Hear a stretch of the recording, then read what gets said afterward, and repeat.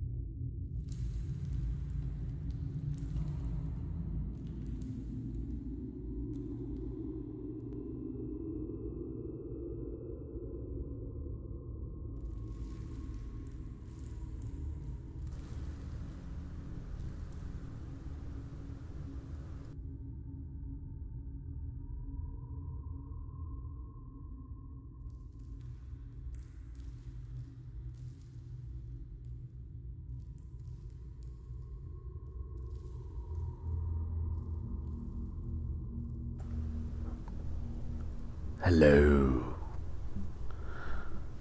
Welcome to the dead of night.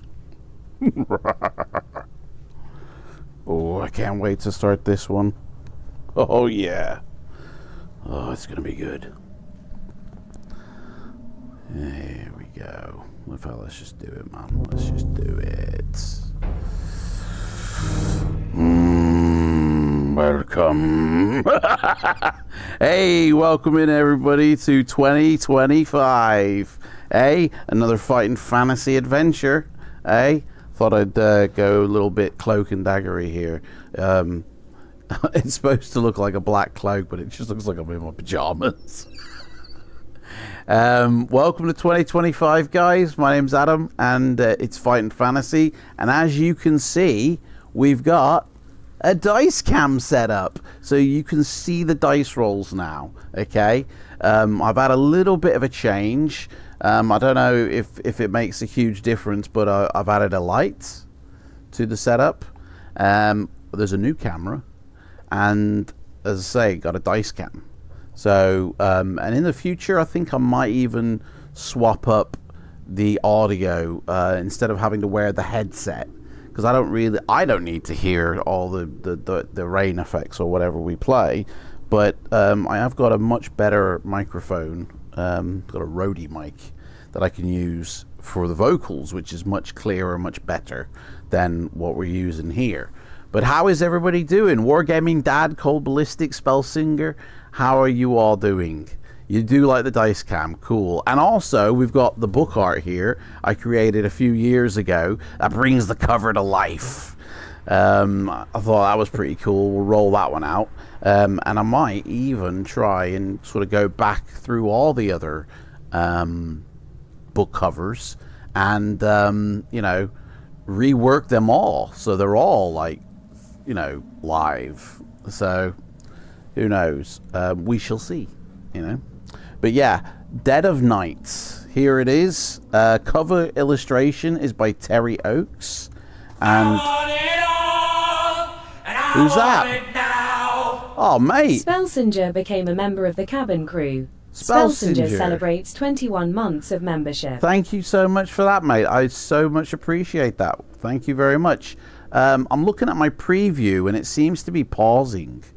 Are you guys getting any lag on your end? It seems to be kind of pausing and stuttering. I'm looking at my encoder and there's nothing going wrong, but I'm looking at the preview and it keeps on like pausing and buffering. Are you guys getting that at all?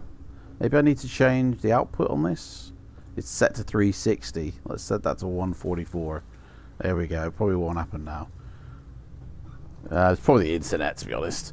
But yeah, cover illustration by Terry Oakes. This was written by Jim Bambra and Stephen Hand, and illustrated inside by Martin McKenna as well. And some of these illustrations, I don't know if you can see that, are absolutely stellar. Should be able to see it really good now because the camera has an autofocus. So it's pretty cool. Autofocus now. So we can really show some in-depth. In fact, it's probably better if I show it. Maybe on the old book cam, on the dice cam, like that. Instead. So you still own this book. Surprised to see it on my YouTube feed. Doom Void, welcome in, mates. Welcome in. Hang around. You get to play it, mates. We've got some changed rules, though, which I'll go through in a second. But if you haven't already, click to join as a member, because all of last year's live streams are now available only for the members. So all the past years that we've been playing Fighting Fantasy on this channel, all my members have access to them. So it's a fresh new year now, meaning there's a fresh new playlist. And this video is the first one. It's 2025. Like, I'm 47 years old, man. I'm living in the future. You know, like me as a kid back in the 90s, man, this is like the future. 2025. Like, honestly, where's the flying cars? Where's the hoverboards? Oh, hey, we do have hoverboards, but not like in Back to the Future too. But yeah, Dead of Night, man. Oh, this looks so cool. It also looks a bit complicated, I will say that. You got a very cool looking map. I don't know which camera I should be showing the map on. Probably I'll show it on both, to be honest, but you got a full page map here of Valencia, oh no, Galantria, sorry, right there. So study that map, memorize it, you know what I mean? We're going to go through the settings now. I'm going to let you guys know first, but there's going to be a few changes on this channel. It doesn't affect you guys because every 2 weeks we will still be doing Fighting Fantasy. That's not going to change. What will change on my channel is the format slightly. So I post 4 videos a month, usually once a week, and I go live once a month using my phone. It's always sort of phone handheld. Well, the format's changing because in the past few years, my 4 videos a month have always been Flight Sim. That's getting reduced down to 2 videos for Flight Sim a month, which I'm sure might upset a few people, but you know, probably not so many, because if you know about Flight Sim, most people don't use the Flight Sim I use. So we're getting no, mate. I'm uninstalling Microsoft 24. Honestly, that sim has completely corrupted my PC setup, and I am getting rid of it because honestly, I'll talk about that in a live stream, a vlog stream, but I am deleting that sim off my PC.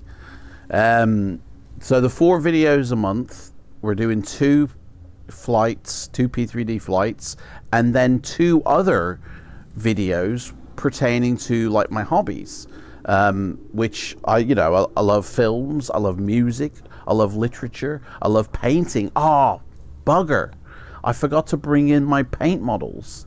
So I got these little models, right? Some are about that big, some are about that big. They're all like grey. You paint them, and we're going to pop them up on the shelf here behind. They're all to do with like Fighting Fantasy figures. There's like a tub of about 30 or 50 figures, and throughout the year we're going to be, I'll produce a video where I actually paint it, and even some Fighting Fantasy live streams will be live painting these models. Okay, that's going to start in March. All right, so from March till December we're going to be painting models as well as reading books, but some may come in the form of a pre-recorded video and some will be in the form of a live stream. But yeah, that's just like, painting is just like one of the hobbies. I love to paint oil paintings on canvas, and so that will also come in the form. In my last live vlog, somebody mentioned about doing movie reviews, which I've never thought about, but since somebody mentioned it, okay, I'll, Adam Ross, I thought, yeah, okay, we'll do movie reviews. Like, I love films, I love movies, but I love, like, not only movies, I love formats of movies, like I love the cinema, the old 35mm cinema. I just don't think you can beat it. The films I watched back in the 90s, like Jurassic Park or Demolition Man or whatever, like, I have such a great memory of those. And when I've watched like the DVD, the Blu-ray, even the 4K, it's like, it's different. It's not the same. So I used to collect a format called Laserdisc. And sadly, I'll explain all this in a live vlog, but I don't have them anymore, but I do want to get them back. So I will start doing movie reviews. In fact, the first movie review I will do is this one, which is it's a bit blown out, JFK on 4K. It's a collector's box set edition. So that will be coming. So there'll be 2 videos a month pertaining to talking about my hobbies. I also like music, so I love high quality music, though, not like streaming music. That's piece of piss. That's a streaky stream of piss compared to like the quality you get on, say, like direct stream digital. like DSD or vinyl or SACD. Like, those formats are the best audio quality you'll ever hear. I have loads of like 24-bit music that I listen to on my PC. It's not the same as, say, having it on a disc going through proper speakers, but it's the next best thing. So there'll be videos pertaining to that this year. Anyway, I thought you guys should know first, because I've always had great support from the Fighting Fantasy community. So I thought you guys can find out first. Anyway, enough of that. Let's get to Dead of Nights. So yeah, I do you know what? It's been such a long time since I've read this. I ain't got a clue what's going on. It's number 40 in the book, in the series, and there's a tribute in here to Mandy and Pat, whoever they are. So let's have a look here. There's an introduction, which literally looks like the introduction almost. Oh no, it's not. It's the usual, the one you get. So we got usual, skill, stamina, luck, but there's also an evil we have to roll for. So that's interesting. So in terms of what do we change from the Fighting Fantasy rules is mainly the battles. You know, like, these books have been out, like, when was this published? This was first published in 1989 when I came from Texas to England. So everybody's read these books like hundreds of times. We know the pathway through the book. And so there's no element of surprise anymore. We know it. And I love reading a book for the very first time and not knowing what's coming up. So to kind of almost try and bring back that element of surprise, we've inserted a few rules which, you know, are very surprising if they happen. So the battles we've altered to where whoever has the highest attack strength, it's the difference between that dice roll and your opponent's dice roll that gets deducted from your stamina, not just 2 points, because just deducting 2 points takes forever in a battle, and it really does kill the flow of the stream. So we've altered the rules to where it's the difference between the dice rolls that gets deducted from stamina. So some hits you could really hit them and knock them out, and some you might just scratch them and graze them, and I feel that that's a little bit more true to life anyway, to be honest. So that's one rule change. But we've also introduced the 6 and 1 factor.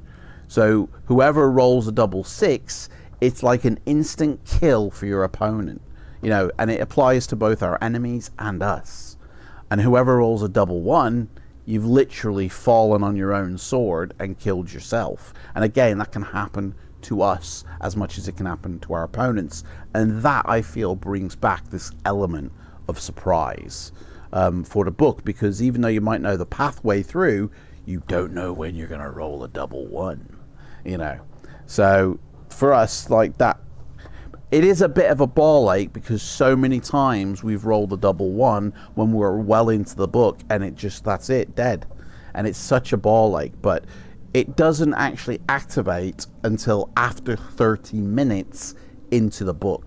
So for the first 30 minutes, that rule does not exist, and then we activate it. So at least you get a minimum of 30 minutes of gameplay, because sometimes we've literally come across a fight on like the 3rd choice and died because of a 1, and the stream has only been like 45 minutes long. The book we've only read has been like less than 20 minutes.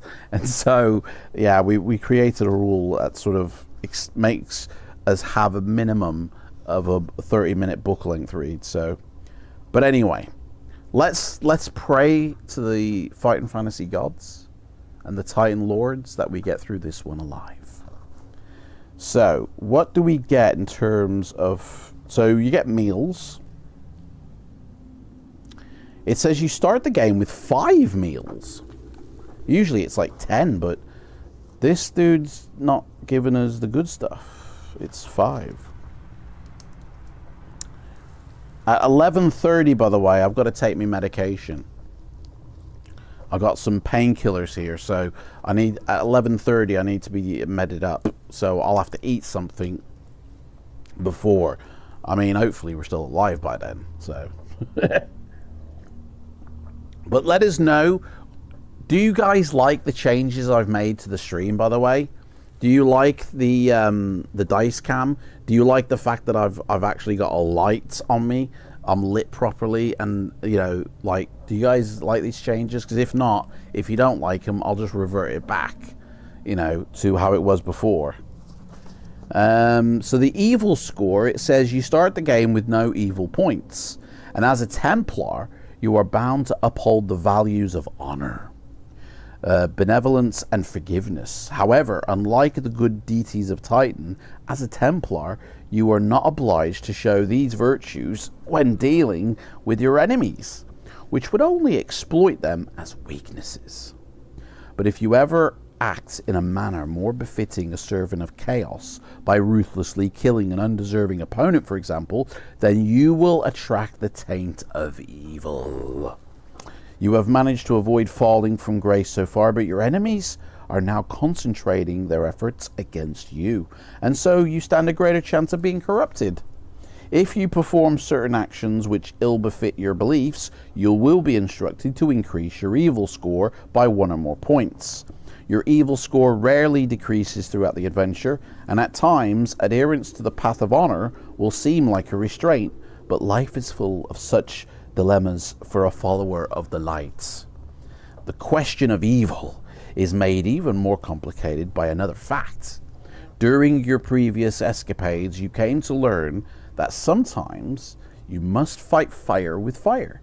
Some demonic forms are virtually immune to holy devices, while they are extremely vulnerable to dark magics and certain foul artifacts. However, to use these forbidden things is an act of evil, and so your score will increase accordingly if you are forced to use them. Man, I don't even understand what I'm saying right now, guys. Is there a top end to this evil score? Sometimes you'll be told to test against your evil, and instructions will be given on the page relevant to that. And that's it. So it doesn't say that if your evil score gets to a certain level, you're screwed. You're like, game over. I don't know what the evil score is all about. But we do get to choose some talents, I think. There's a section on the sheet that says about talents, which are like skills, you know. You just notice the dice cam. Hey, Greg, how's it going, mates? So basically, your evil score is the inverse of your luck score. The lower, the better. Yeah, basically. I'm going to guess that in the future of the book, it'll be like, if your evil score is 4 or more, you're dead. You can't continue in the book. And if it's like 3 or below, turn to this page type of thing. Like, I'm guessing. I honestly can't remember. Back in 2018, I read through this book 3 times to do the little first look, you know, which you can go see on this channel. But I can't remember shit since then. And I don't even know if we've played it since then. So I'm sure we have once. At least, I'm sure we played this at least once. But yeah. So we're going to roll for our scores in a second. Did everybody have a good New Year, by the way? What did you guys do for New Year? I remember hearing fireworks and that kick off, and I was watching the London sort of fireworks show, but I was like, I thought it was New Year before it actually turned New Year, because I heard the fireworks kicking off outside, and I was like, hey, it must be New Year. And then on the telly it was like 3, 2, 1. I was like, oh no, now it's New Year. Sorry. Right, talents. During your years of intensive training, you have acquired a number of special talents, which have served you time and again on your many demonic hunting ventures. Choose 3 from the following list. Oh, right. So there's 1, 2, 3, 4, 5, 6, 7, which I can't do in a poll because it only allows you to do 5, I think. So I'm going to write these down in the chat, and everybody needs to choose 3, and then the 3 most popular ones will be the ones we do. So what we do, and I will it gives you a description of what they are. So once we sorry if I'm not in shot, I'm trying to write on my keyboard. Once you choose the 3, I'll tell you what they do. I think that'll be more fun. If you've got the book, then you know what the talents are, and I implore you to perhaps go and get your book and have a look, so you haven't got to wait for me to type all this shit out. Oh, dude, I'm hitting keys that I shouldn't be. Holy moly! I mean, how you spell that one?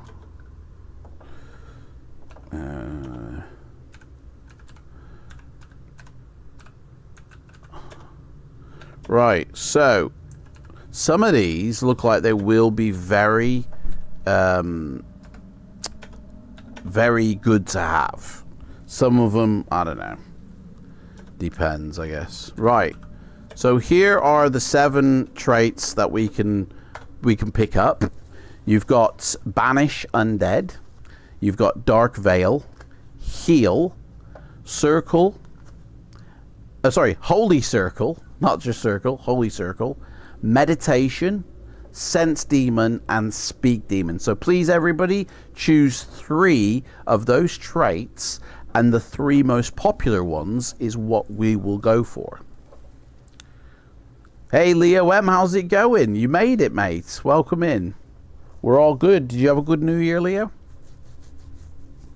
We're just getting started. While everybody's choosing their traits, I'm gonna roll the dice for our things. So also, guys, which dice do you want us to be? Do you want us to be the big dice, or do you want us to be the little dice? Also let me know. First one to let me know, I'll use that one. So big dice. So we're the big dice, right? Okay. Okay, here we go. We're going to roll for skill. That's a 2. So we've got a skill of 8. Boom, boom, boom. Might have to take this robe off because it's getting in the way. It hangs a little bit low. Right, rolling for stamina now.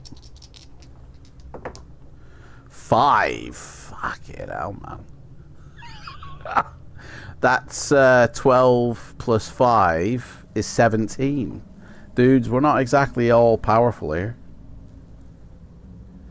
12 plus 5 17, yeah. And then finally, we roll 1 for luck. Which is just add 6 the normal way.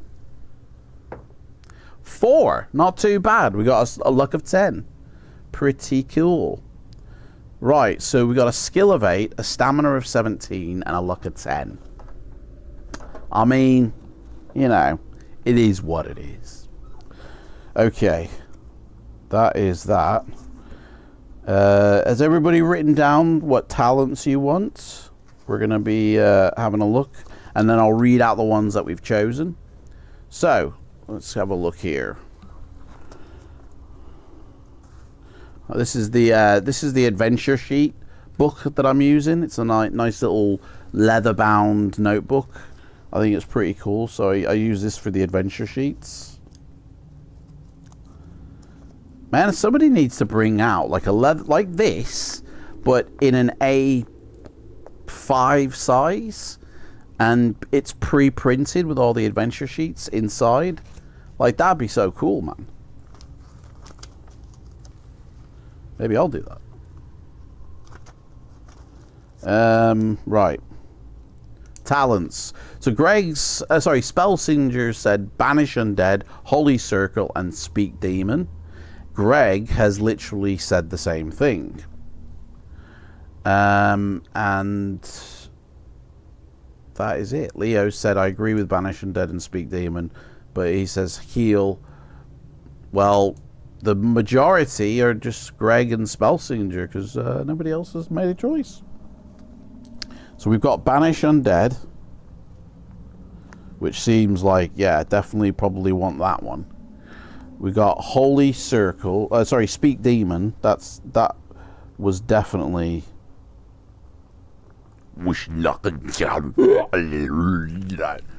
Gotta speak the demonic tongue there, and then the most popular one was Holy Circle.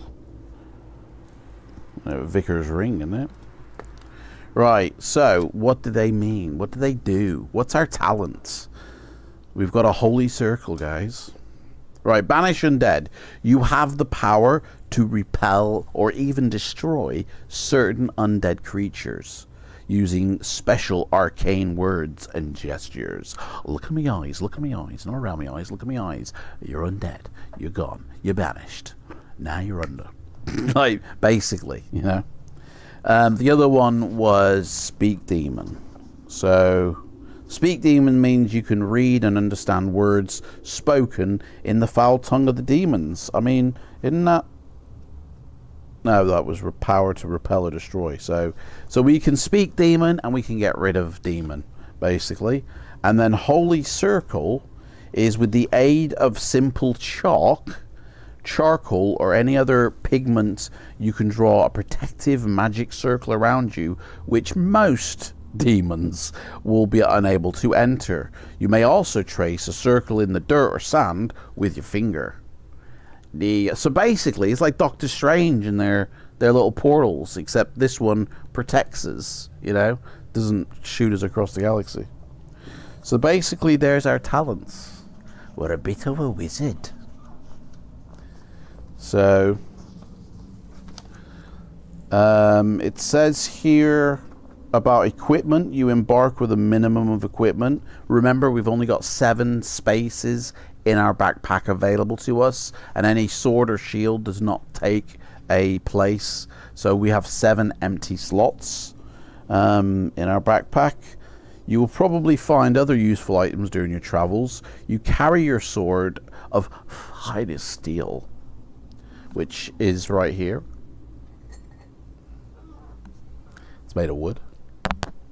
But that's our sword. So I'll just slip that in its holder. I've got to be careful. Everything around me is balancing on a thread. The camera for the dice cam is held in place by a stack of hard drives, right? I've got literally, I need to sort everything out. There's so many wires. This light here that I've got is in a plastic tub, right?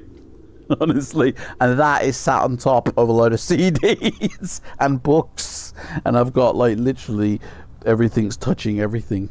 One slip and it all comes crashing down. I seriously need to do a massive cleanup job in here, honestly. There's everything everywhere. Yeah. And soon over here there will be a bookshelf appearing with all the books, not the Fighting Fantasy books, obviously we've already got them up, but with hey up, what's this? With a load of books and DVDs, basically. Check this out. Oh fuck. Anybody fancy a cigar? King Edward. Has anybody recognize this box? This is such an old box. What's the date on this box? Home office is Jacksonville, Florida. The ordinary retail price of the cigars herein contained is intended for the manufacturer to be more than 6 cents each. 6 cents each, and not more than 8 cents each. That gives you an indication of how old this box is. It doesn't actually have a date. It says these cigars are predominantly natural tobacco with non-tobacco ingredients added. Non-tobacco. This is my grandmother's, to be honest. It doesn't say a date, but King Edward, like, has anybody ever seen this box before? Does anybody know what this box is? This is a treasure trove, okay? This was my grandmother's, who passed away in 2017, and she was also the last land girl to pass away as well. She was in the women's army, the land girls army thing. There was a movie made about it, them. And when she received a letter from the Prime Minister for something, and I can't remember why, because she received it while she was still alive many years before. It was like in 2008, so I don't know I can't remember why she received that letter, but she got one, and she passed away. Anyway, her stuff is in here. Like, in fact, there's her pin. I don't know if you'll be able to see this, but her RAF Women's Royal Air Force. That's her pin, that is. I don't know if you can make that out or not. Focus isn't that good on this thing. No, it doesn't focus. It's having trouble focusing. But that's hers. There's a lot of purses in here. I don't know if there's any contents in these purses. Oh, look, there's a picture here. Look at this. America's mildest. Everyone's gone quiet. Is everybody still here? A Swisher product, King Edward. Doesn't smell like tobacco, but it smells like my grandmother's house, to be honest.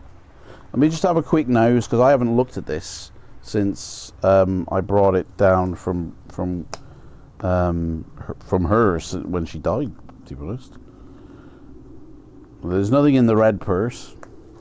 I'm not expecting to find money or anything, by the way. I just didn't know if there was any artifacts in it. Oh, here we go. Here's a picture of her. Oh, God. Club Mar. What the hell's... Here's a picture. There's my grandmother. That's what she looks like. Again, I don't know what Club Mar Estang is. I hope to God that's not some sort of swingers club that I've just found out my grandma's been a part of. It says a date here of 23... That's a 0, and I think that's a 3. Cosmos. Club Mar Estang. If anybody can tell me what Club Mar Estang is, I'd be grateful.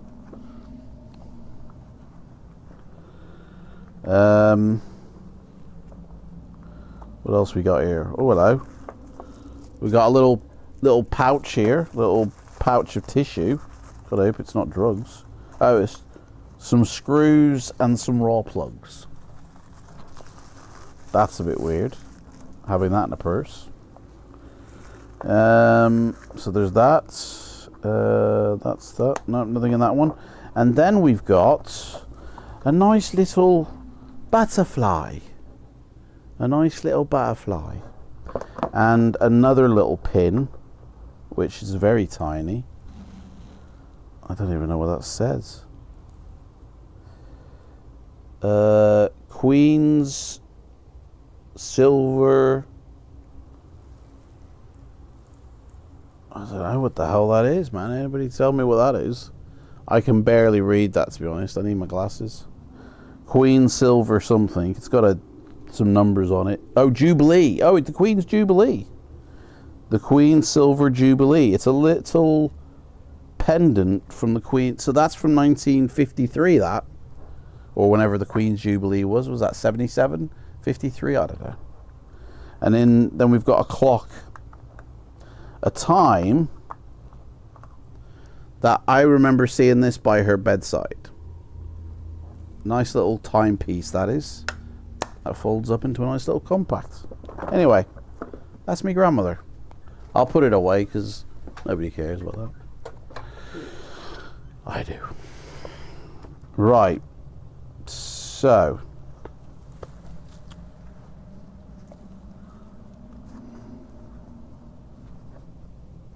Hey, Flaming Heron, how's it going? Right, so we've chosen our talents. Is words of warning here. It says, if you have learned anything during your years as a demon stalker, it is never to take anything for granted where demons are concerned. Amen. Don't take anything for granted. Where anything's concerned, to be honest. Never mind demons. They will try to weave you into their complex schemes. They will fool you into acting in accordance with their plans, and they are masters in the art of turning your own strengths against you, those wily little demons. When there are demons to be found, you must be on constant guard, trusting only yourself. Excuse me. You must even be careful about using your special talents. Some of your opponents already know all about you and your abilities. Oh. Right. So basically that's it. Be aware. Be warned. So whoever had this book before me has written in the adventure sheet, little bastard. There it is there. Don't know if you can make that out, how clearly this camera is picking it up.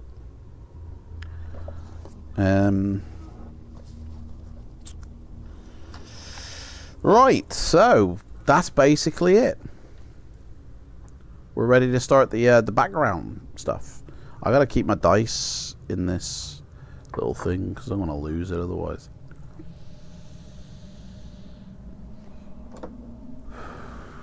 Right, guys, let's start reading the background, and then we can start the clock and begin our adventure. Background's got about 3 or 4 pages to it, so still drinking me coffee. Need a bit of a shave. I'll have to charge up my razor if the battery's gone on it. Ugh. Right, wiggle into position. It is late night, and you lie in your room, unable to sleep. You are idly watching the shadows thrown onto the wall by a flickering candle. This was days before the internet, guys. When suddenly they take on an ominous appearance. Ooh, it's like a dog or a rabbit, innit? The silhouette of a squat toad-like creature forms, and 2 humanoid shapes writhe in torment at its feet. A cold flush sweeps over you as you recognize the people. They're your parents. And the vile shape above them can only be Mir, your arch foe and one of the 3 demon lords. Ever since that fateful day when your brother was slain, you have sought out and killed demons wherever they might be found. You will never forget that terrible scene. The 2 of you were working in the fields near your home when a fanged demon swept down from the sky and ripped your brother to shreds. I mean, bloody hell, that's vicious. Hearing your screams, Branner, the village priest, came running to your aid. He was able to destroy the demon before it could turn on you, and at that moment you realized that you had been spared in order to wage war against demonkind. There and then you vowed to become a demon hunter. Later, at your brother's funeral, a strange ghost appeared and spoke briefly to Branner before disappearing. It was soon after this event that Branner, seeing you in a hardy spirit, arranged for you to study at the sacred citadel of the Templars at Royal Lendal. Royal Lendal, I've heard of that one. I think I remember Lendal, you know. It seems like a long time ago now. Since then, you have slain many of the demons inhabiting the mountains of the Witch-Tooth Line. Indeed, on more than one occasion, you have even thwarted the plans of Muir. But you always have feared that the Demon Lord, unable to strike directly against you, might one day attack you through your parents. Demon Lord sounds like a bit of a drug baron, because that's how they operate, isn't it? They operate through, you know, we're going to get your family, you know, you give us the money. I mean, I don't know why they sound like Arnold Schwarzenegger, but it's like they usually attack through the family, don't they? Hang on a sec. I'm just going to make sure. I don't know if this is alerted through the Discord. I just check my Discord to make sure it's gone through. No, it hasn't gone through, so I'll put the link in the Discord just to let people know. I must have deleted that one. There we go. We are live. Not that I don't think anybody's going to see that, to be honest. Sorry. Distraction. Now your worst fears may be coming true. The shadows on the wall twist and grow larger. Crowford, your home village, comes into view, swathed in thick mist. An apparition of Muir and your parents hangs over the village. The demon grins maliciously as your parents silently plead for help. A cold gust of wind throws open the shutters of your window and extinguishes the candle, plunging the room into darkness. Shakily, you relight the candle and prepare to head for your home at daybreak. Taking leave of the head of your order, you ride north through Galantria. After a few days, you cross the Whitewater River and enter your homeland. During the journey, you try to convince yourself that the shadows on your wall were only projections of a rambling and tired mind. But no matter how hard you try, you cannot shake the fear that grips your heart. You must put your mind at rest by finding out whether your parents are safe or not. And if they are not, then Muir will feel your righteous wrath. You prepare yourself for the worst by recollecting all you know concerning your archenemy and his demonic ways. This evil, corrupt, depraved, and chaotic being is renowned for his subtle and devious schemes. In his earthly form, Muir can appear as a huge, grotesque toad or as an innocent young boy. More than once you have thwarted the agents as they attempted to pervert people to their will. Your most dangerous challenge was when you confronted Muir himself. He had possessed the body of the king's advisor and was fomenting unrest and rebellion throughout the kingdom of Galantria by implementing repressive measures against the peasantry. Fortunately, you were able to see through his disguise, and you forced him to abandon his evil schemes. You shall not pass! You can be in no doubt that Muir hates you deeply. If he has harmed your parents, you will need all the aid you can find. Branner, the old priest, is dead. He ain't gonna help us. But the new spiritual leader of Crowford should be able to offer you assistance.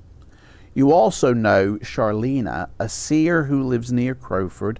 She has the power to summon and speak to spirits and has helped you many times in the past. If there are demons involved, her aid will be invaluable. You are almost home. Soon, you will know for sure whether it was only shadows you saw on your wall or a glimpse of reality. Dun dun dun! Start the clock. So look out for young boys. If you want. It's up to you, mate, innit? There's a picture we got. I don't know how well that comes out, translates. I'll put them on both cameras because I think this camera sees it a little bit better, to be honest. But yeah, nice little hanging man there. I think I remember this now. I think I remember this. F's in the chat if you want to start.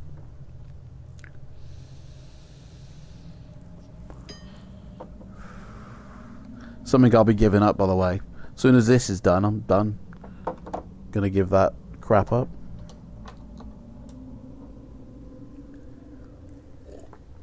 And then the money I spent on that, I'm gonna buy 4K films with, or Laserdisc with, or something with to the value of it, and then review them. That's the plan. Doesn't sound sus at all, does it? Here we go. We got one. You can see the village of Crowford nestling in the vale before you. Writhing tendrils of mist coil along the streets and wind eerily around the houses. Suppressing a shiver, you pull your cloak closer around you and urge God's fire onwards. Let's put it on. Let's get our cloak on. Brothers. I feel like an Assassin's Creed now. Or Rocky. Yeah, I could have been a contender. Yo, Adrian.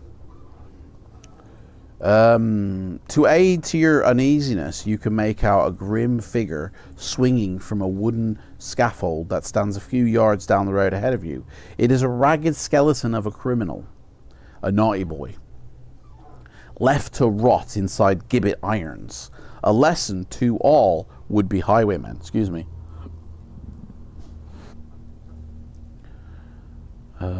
As a child, you used to take a shortcut away from the winding road through the fields on your left. Indeed, at this time of day, you might even find your parents working there.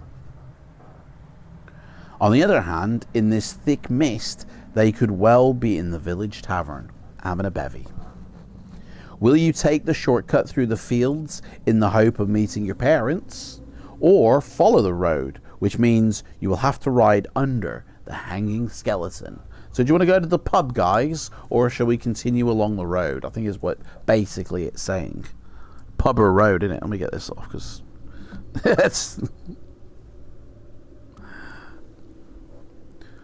Do or die. Yeah? Yeah? Is very good. Alright?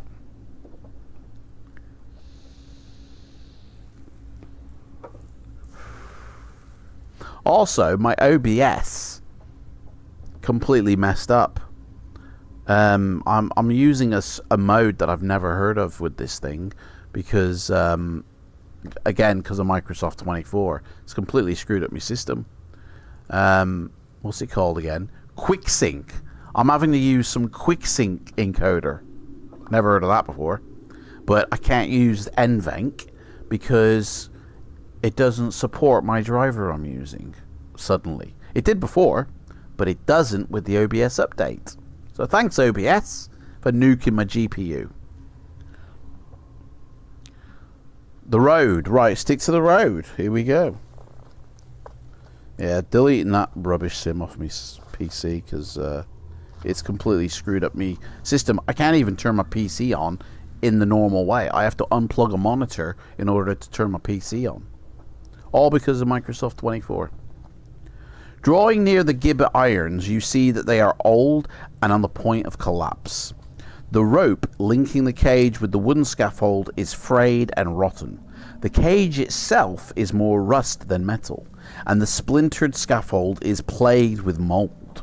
Worst still, the festering skeleton held by the iron bars is laughing.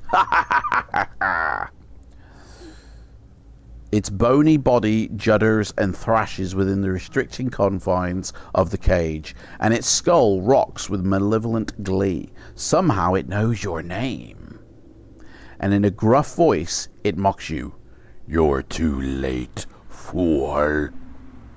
Your pathetic powers cannot aid you now. Will you strike at the skeleton hanging up in the cage with your sword, or just ignore it and race on?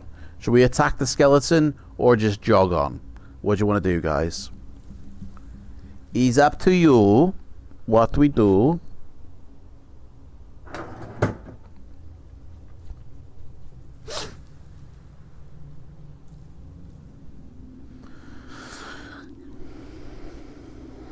Got some spray here, which I never used this year, but it's makes everything smell like a Christmas tree. Pine. Shit. Ignore the skeleton, walk on, say, c'est la vie, off we go. You do you, mate. We're going to go on. Through the mocking laughter continues, with increased volume and renewed vigor, you ignore the skeleton and carry on towards the village, nervously urging Godsfire to step out beneath the hanging cage. For a moment, you sense the icy fingers of evil caress your spine. Ugh. But nothing hinders your progress, and soon the skeleton's taunting passes out of earshot. It's like, whatever. Just upset because he's in a cage, you know. Isn't allowed to get out much, so I'd be pissed off if I was stuck in a cage too, to be honest. It is not long before you are moving slowly between the mist-shrouded houses of Crawford. God's fire snorts and throws back his head. So hang on, we must be like in a village of some sorts then, to be honest. Let me turn down the creepy dungeon. There we go. Let me know if that's alright with the audio. But you gently urge him forward. Through the haze, you are just able to make out people fleeing from you. Oh God. The sound of slamming doors echoes hollowly in the mist as the villagers lock themselves into their homes. In front of you, a woman snatches up her child and runs into a nearby cottage. What are we, the local pedo or something? Why is everybody running from us? Realizing that your premonition is coming true, you spur God's fire towards your parents' home. Once there, you dismount and rush in through the open door, and you call out to your parents, but there is no answer. Where can you order these books? Well, obviously these books are not in print in bookstores, but you can order certain editions, which I can't reach, called the Wizard books. So if you go to W.H. Smith or like Waterstones, you'll find the Wizard books in print on the shelf, brand new. Only certain books. If you want the green spine, and if you want to have it like this with a dragon, you really need to go to like eBay, Amazon, or charity shops, book fairs, any second-hand supplier, basically. World of Books on Amazon is a very good starting point. Obviously, eBay, you got to be careful, you know. Facebook groups, maybe, but always, you know, reputable people, because I've not heard of any scammers in this fighting fantasy world of books, you know. I've never heard of people getting scammed by, oh, like, hey, he promised me the full collection, but he sent me postcards. You know, I've never heard of that, but yeah.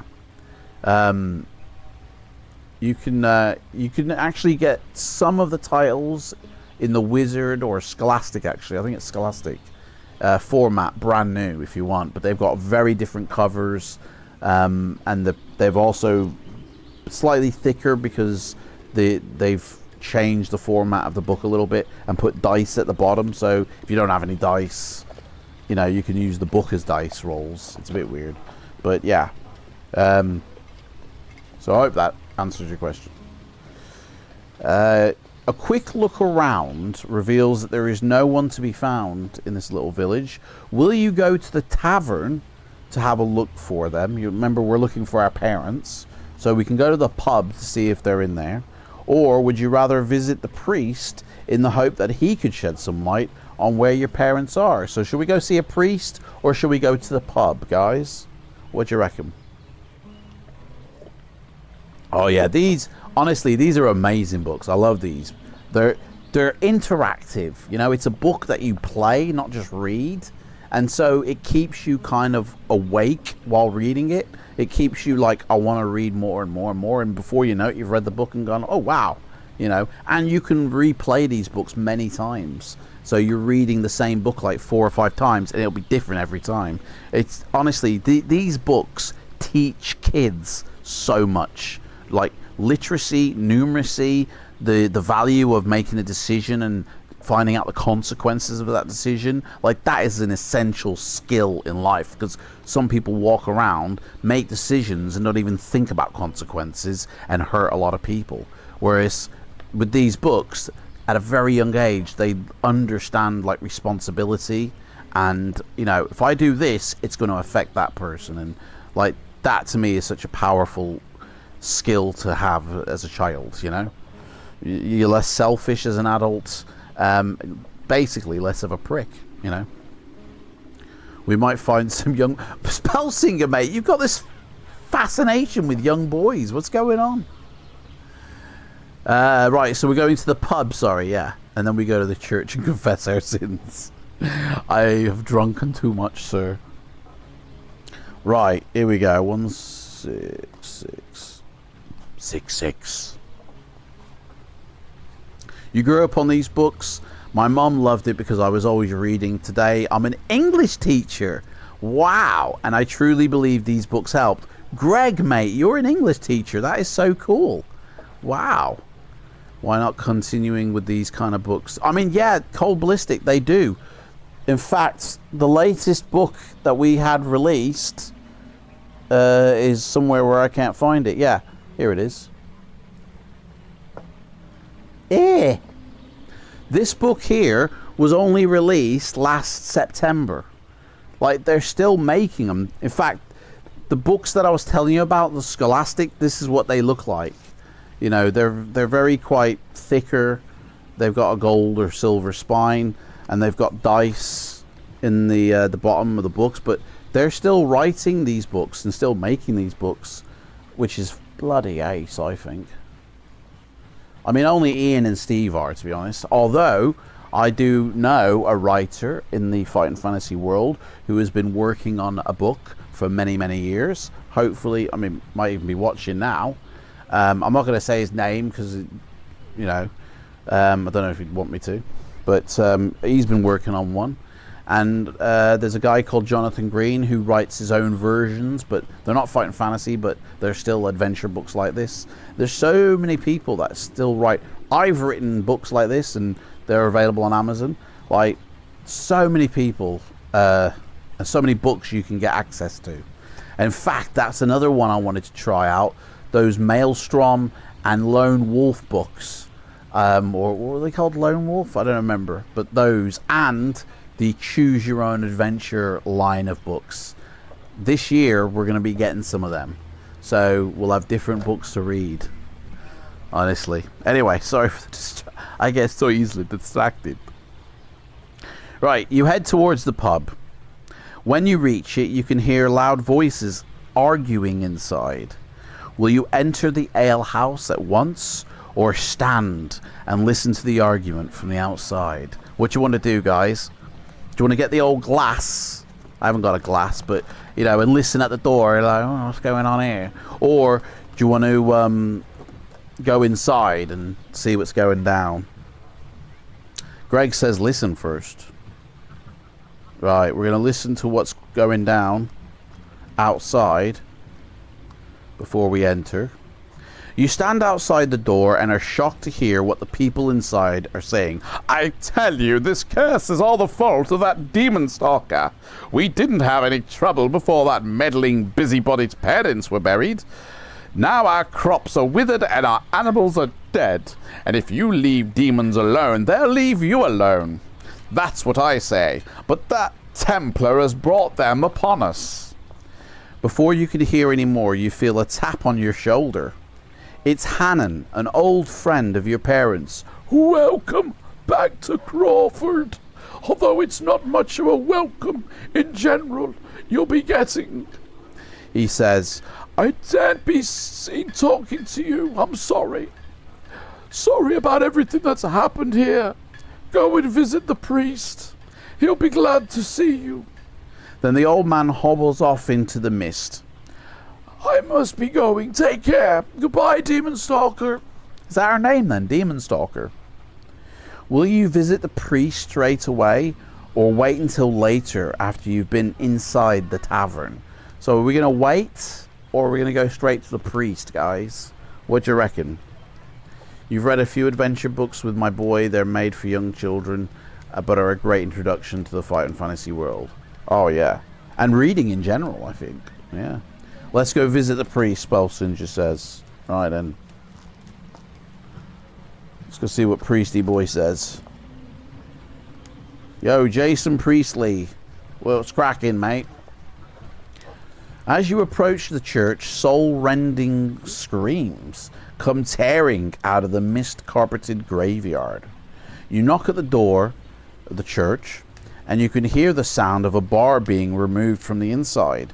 The door opens to reveal a scared-looking man dressed in priest robes. Hurriedly, he beckons for you to enter the church. Thank heavens you've arrived. Quick, come inside. He quickly bars the door, and with great effort. So we're basically, like, inside, aren't we? He recovers his composure. I'm Anson, the new priest. I have sad news for you. Your parents are dead. In their home 3 days ago. Bloody. Cheers, mate. How, though, I'm not so sure. There was something very strange about their appearance. The flesh was stretched tight on their bones, and their eyes shone with an unholy light. Bloody hell. Alright, Vicar, mate. You want to work on your people skills, priest? You're giving me gory details after telling me I've lost my parents. I mean, that doesn't sound very compassionate to me, does it? There was something very strange. Because of the suspicions I had just this morning, I opened their grave. Only to find that they had been spirited away, and their places taken by foul demons. Ever since I buried those creatures, an evil miasma has hung over this village, destroying the crops and killing the wildlife. So really, it's down to this priest for the badness of the village, not us. We're getting the blame for Mr. Priest's work here. You know, for digging up our parents. I mean, hang on a second. If they were buried in the ground, there was a funeral that took place without us. We didn't even get to attend our own parents' funeral. They were so quick to throw them in the ground. They did not, like, let us know. Like, this dude is not a friend, I think. This dude is a little bit of a lone boy who's, like, just doing things all by himself here. And then he's, like, digging them back up again and causing everything, you know what I mean? Ask him if he has some young choir boys. Mate, I'll get... Shit, I've just activated my printer. Stop. Stop. Turn off. Oh no, I can't turn my printer off. Turn it off, mate. There we go. I leant on my printer and it activated. Mate, I'm getting a bit concerned here with the choir, with the young boys references now. Right, anyway. Don't highlight it. Okay.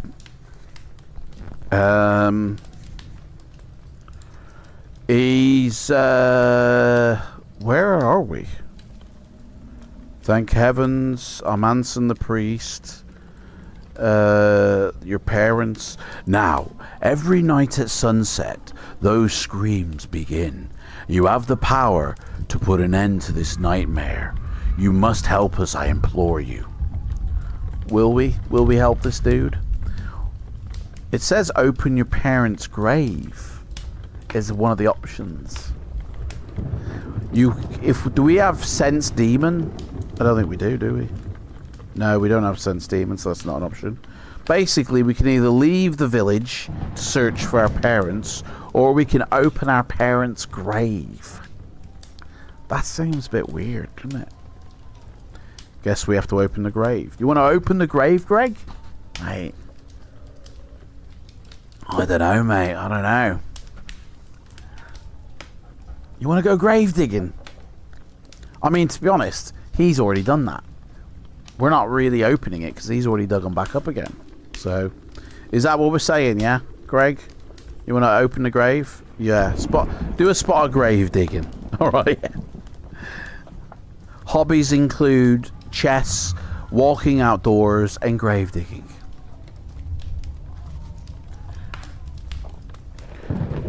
Oof. Oh, that picture's not to do with us. There's a picture here. I hope it's nothing to do with us. Anson unbars the church door, hands you a spade, and wishes you luck. Here you go, son. Off you go. When you re-enter the graveyard, the scream... Why is he giving us a shovel? He's already dug them back up again. So why do we have to dig ourselves? Something fishy going on here. The screams have grown louder, and when you are mere feet away from the grave, they rise to a shriek, and the soil covering the grave suddenly erupts. You are horrified to see... It is, yep. 2 rotting skeletal creatures scrambling out of the ground. Flesh dangles from their cadaverous and bony fingers, which are reaching for your throat. And it is to do with us, that picture. Yeah, that's the picture I saw. Just another day in the village. Honestly.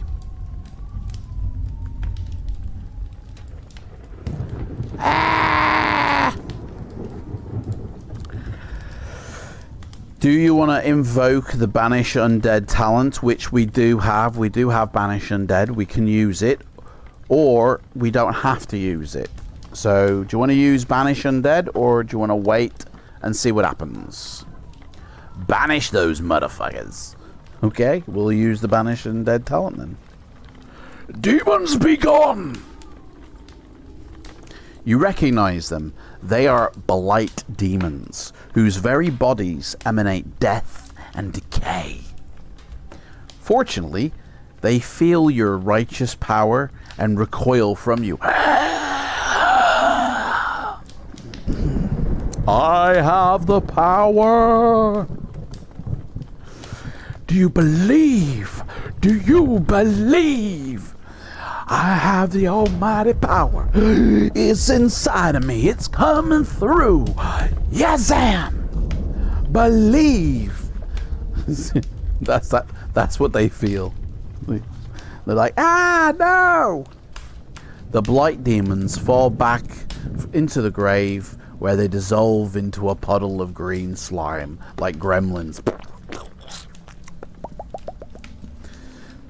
As what is left of the demons bubbles and hisses, the mist clears, and with it, the oppressive atmosphere. I don't know why we were still inside, to be honest. We're at a gravesite.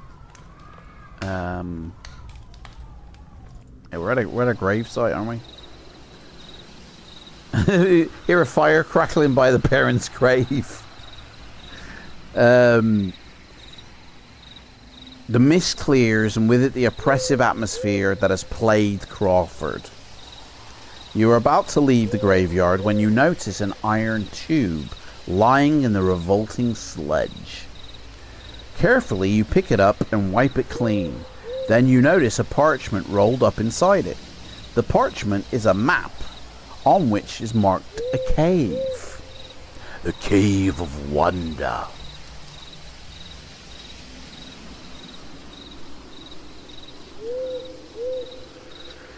Furthermore, by the cave, it is written the words, "Captives held here." Like, X marks the spot on the map. The cave itself is situated in the hilly area, east of the road to Wedenbridge. If you travel along this road at some time in the future, you will be given the option to look for that cave. You may do this by turning to the paragraph. Right, so we got to make a note here. Cave. So I'll make a note of that. For now, you have saved the village, but your parents are still missing. You must look for them somewhere else. Well, I thought they were dead. Not missing. Priest told us they're dead. Are we going to find our parents in this book and find out that the priest has been lying to us? Like, what? You've discovered that your parents are not in Crawford. Well, they're dead. That's what the priest told us. So, of course... Anyway, you decide to visit your friend Charlena, the seer, who may be able to advise you. After a few hours spent trudging along the main road to the Northlands, you enter the Gladden Forest, which we're in. The sound of bird song lightens your spirits. Ah, the good old bird song of the forest. Can you hear that bird? An hour or so later, the sun begins to set and night slowly falls. You are on the point of leaving the main road and following the winding track that leads into the Horned Hills at Charlena's cottage when you hear the sound of a wagon approaching from the north. Of course, it may simply be merchants or travelers, but you can never be sure. Will you ride forward to meet the wagon, or will you leave the main road and head to the Horned Hills? Wagon or hills, guys? What do you want to do? Bird finds it funny. Greg says go for the wagon. Let's wagon it.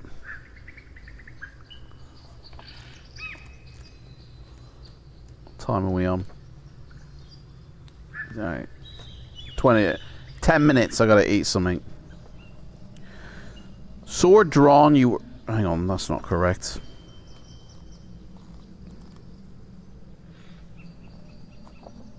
Yeah, it is. Sword drawn, you urge God's fire forward and see an old wagon, pulled by a shabby horse.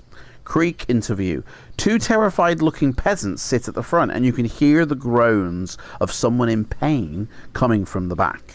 The wagon stops, and one of the peasants calls out to you. Let us pass. We have nothing. Demons have taken all our possessions. We beg of you, sir. Sheathing your sword, you ride slowly over to them. Like Robin Hood, this. As you get closer, a look of relief passes over their faces. Our village was attacked by demons. The north's full of them. One of us is wounded. Can you help? If you have the heal talent, which we don't, so we can't do that, the peasants warn you to be careful, and then they head off along the road due south. Realizing that your parents must be somewhere to the north, you decide not to lose precious time visiting Charlena and spur God's fire onwards. Yahoo! Ride 'em, cowboy! Ride like the wind, Godspur! Or God's fire? God's fire. Oh. Menacing clouds blot out the moon, but you are still able to follow the road as it winds northwards. Thunder rumbles ominously overhead, but you ignore the growing storm and press on until you come to a crossroads. Barely visible beneath their lanterns, a group of peasants are standing in a tight circle round a signpost. They carry pitchforks, scythes, and other unfriendly-looking farm tools. This is beginning to sound like the beginning of Shrek. As you draw nearer, a sudden flash of lightning enables you to see that four of them are lowering something into a freshly dug hole at the foot of the post. If you wish, you may stop and see what they're up to, you know. It's a group gathering. In fact, there is a picture as well, actually. That's the peasantries with their little hole, you know, like whatever they're up to. We can stop and watch, or ignore the strange scene and gallop swiftly along one of the other three roads. So first off, do you want to stop and watch, or do you want to carry on? We'll make that choice first. Then you get to choose which way you go. So, see what's going on, Spellsinger says. Man, the lag on today is minimal. Like, there's barely any. I like to watch. Hearing your horse hoofbeats approaching, the men turn to face you, their weapons raised. But once they see you, they relax. Their leader, a stout, amiable man, steps forward to greet you. We have travelled from Oakland Hill to Barry Calvert, a young scholar who has taken his own life. As you know, unless a suicide is laid to rest in a special manner beneath Crossroads, he may rise as a creature of the night. This we cannot allow. Will you help us, brother? You can choose to stay and perform your priestly functions over this tragic ceremony, which we might get some dollar. Or politely decline and say, I don't get out of bed for less than $1,000, mate, and carry on with our quest. If you leave the mourners, you get to choose which way you go. So do we want to stay and perform our priestly duties, or do we want to say, get lost and carry on with the mission? Spellsinger says, help the villagers. Say, I've got time to help you guys out. What is this, a naming ceremony? What are we doing here? Is this a wedding? There's a funeral. Oh, sorry, I'm not licensed for funerals. That's a separate qualification, I'm afraid. I can only do naming ceremonies, wedding vows, and marriages. Sorry, you'll have to get somebody else. Bye. The downcast villagers stand round as you chant the solemn burial rites, but you are the only halfway through when you hear scratching sounds coming from underneath the coffin lid. They're not dead. The villagers begin to shuffle nervously, and you try to rush through the remainder of the ceremony. Suddenly, the coffin disintegrates in a shower of splinters as Calbert the vampire claws his way out of the grave. Shall we stand and fight this nightmarish creature? Or shall we fall back and flee? Or we can try to think of another way to defeat it. So, do you want to think of a new way to defeat it, fight it, or leg it? What do you reckon, guys?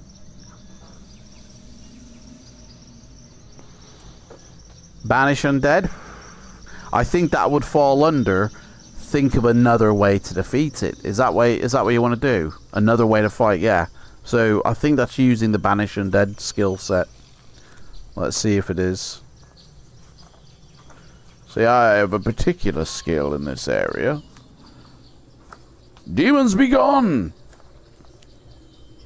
Even as the vampire's claws are lunging through the air towards you, you reach into your pack and deftly pull out a cross.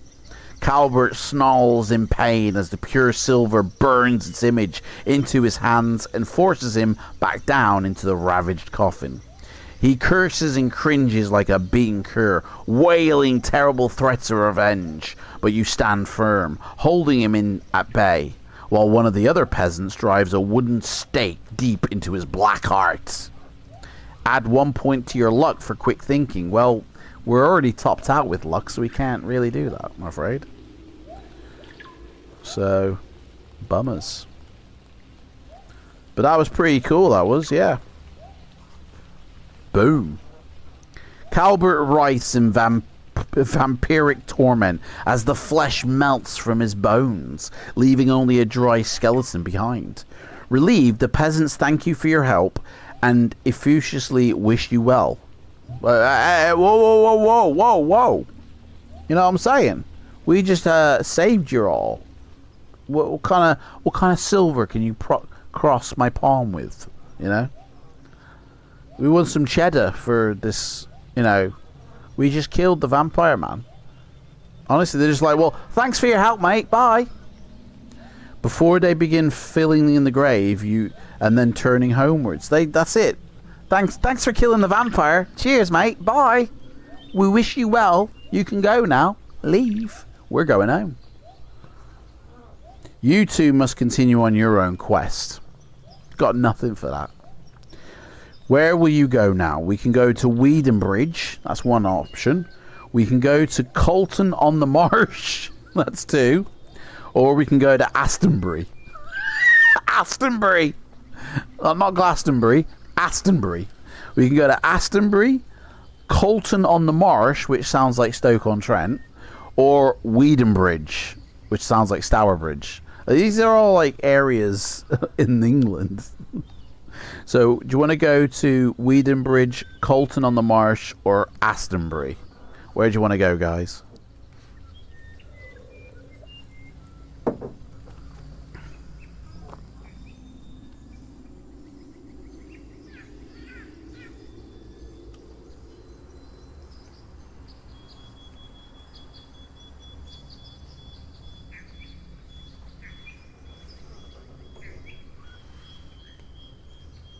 Boom. I just look like I'm sitting here in my dressing gown.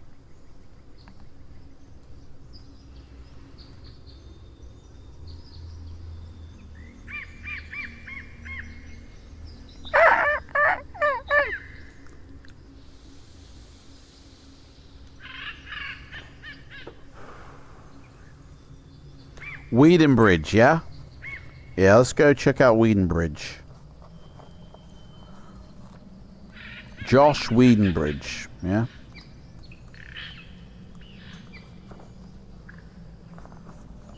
The road to Wiedenbridge heads westwards for quite some time, so we're on the road. On the road again. I can't wait to get back on that road again. Going to Wheaton Bridge and slaying the demons. I can't wait to get back on the road again. It heads westwards for quite some time before eventually bending to the north. As you travel further northwards, the thunderstorm gives way to a torrent of heavy rain. Soon you are soaked through to the skin, thoroughly miserable and in need of shelter, and we've yet to even have a fight with anybody. Hills rise to your right, and if you have a parchment, you will know of a cave nearby which you may wish to go look for. So, do you guys want to go to that cave now? We can either go to the cave or continue along the road in the hope of finding a refuge. What shall we do, guys? Cave or refuge? I mean, a cave surely is a refuge. Like, yeah, let's go for the cave, yeah? Right, let's find that cave. The Cave of Wonder. Through the narrow dirt trail is hidden by thick undergrowth. You were able to find it by using the parchment found near the blight demons. You would dismount and lead God's fire up the difficult hillside. This is the right page, isn't it? Yeah. Your feet are constantly slipping in the deep mud, but eventually you come to the mouth of a cave. A strange red light glows from within. Leaving your horse, you creep forward. We don't have Dark Veil, so that's not something we can do. So we don't have it.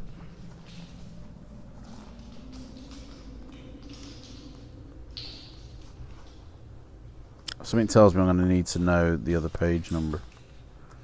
I've got to do the old... I'll keep hold of that one. You step quietly forwards, only to find before a flying skull. Oh, sorry, only to stand before a flying skull. Strangely sculpted from stone, the bizarre automaton sees you and darts towards you. Little skeleton flying towards us. Like a dodgy CGI film from the 80s. The red glow you saw earlier comes from its eyes and other gaps in its facial structure. In the brief instant before it attacks you, you notice that there is nothing else to be seen in the cave, nor are there any other exits leading from it. So basically, this is something we could have skipped. The whole thing has been a trap. You were meant to follow the parchment to your doom. You draw your sword just as the two crimson beams blaze at you from out of the skull's eye sockets. Test your luck. Well, we have a luck of 10. So let's test our luck. We're going to use the small dice for testing our luck. And we rolled a 9, which is below our luck. So we were lucky. I should be so lucky, lucky, lucky, lucky. Should be so lucky in love. Right. Acting on your well-honed instincts, you dive for the floor, and as you roll forward, then flip up onto your feet, the beam chute harmlessly hits overhead. Do you want to take flight and return to the road leading north, or do you want to hold your ground against this dark device? Should we fight or flee, guys? Should we leg it like a coward, or should we stand tall and strong like a hero? What do you want to do, guys? The Cave of Wonder.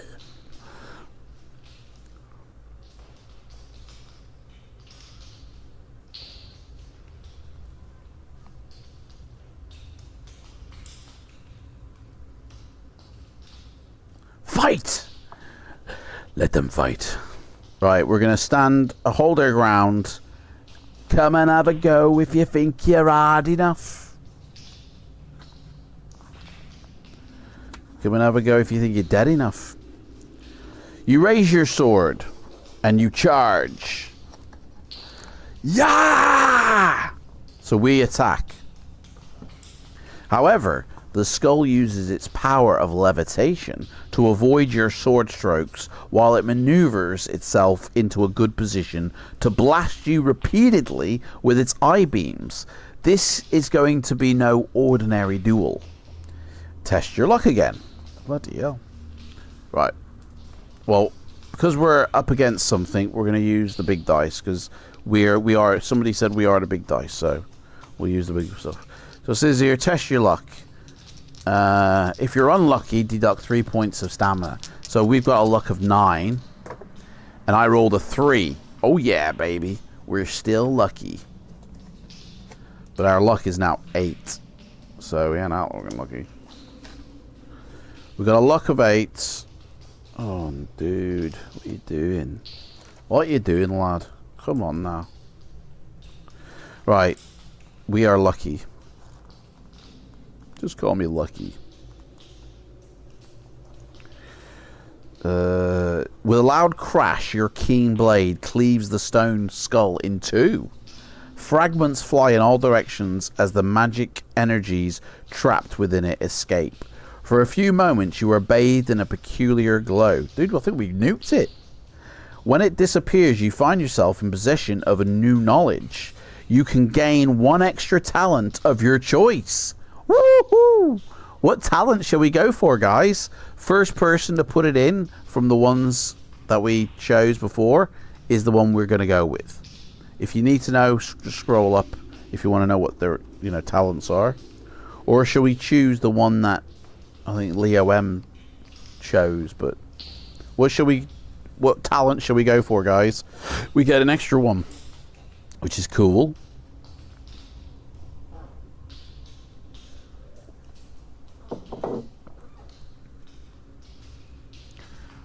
Yeah, heal. Let's go with heal. I mean, that seems like an essential one, to be fair. Let me check out what heal means. Yeah, Leo wanted heal, that's right. We're going to go with that one. Heal, through the application of special herbs, you know what I mean? You are able to heal various wounds and illnesses, though some will be too difficult for you. However, this talent can only be used only on other people.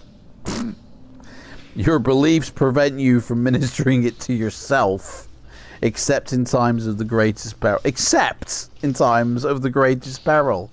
So, you can't use heal on yourself, but only when we need you to, basically. Oh, so we can heal other people. So basically, we're Mr. Miyagi. Tayo-san! Tayo-san, you're healed now.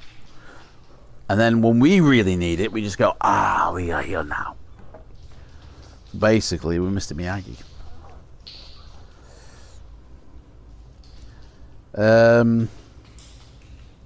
Unfortunately, the same release of power causes the cave to quake so violently that it begins to collapse. You cannot shelter here for the night, so you leave and join the road to Wiedenbridge once more. Back on the road again. So that was a nice little... That was worth it, that was. I think that was definitely worth the detour for getting an extra talent. Seriously. Like, we can heal other people. Like, I don't really know how good that's going to come into use because, it's other people we're healing, not us. Besides, we've got meals if we lose stamina, so...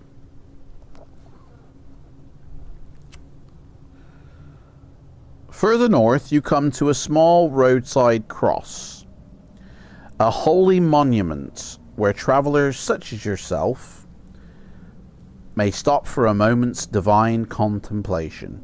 Here you may dismount and offer prayers to your gods, or you can continue in search of your shelter from the pouring rain. Guys, shall we have a little moment of pause or to have a little pray, or shall we just continue and look for some shelter because it's pissing down with rain, which I didn't even realize it was. So let's cue the rain. Scully chewed our luck up for a bit though. Oh, yeah. Our luck has gone down. Yeah. Unfortunately, there's no potions that we can, Let's pray while we're here. Okay. I'm going to take this moment to have a little nibble so I can take me meds. So, we're going to... 306. Remember 306 in case I forget. Right. So, I need some food. So, I'm just going to have a pack of crisps and some nuts. I got some wheat crunchies, which do not taste as good as I remember them to. It actually tastes like They smell good. They smell like bacon. They taste burnt. These aren't as good as I remember them.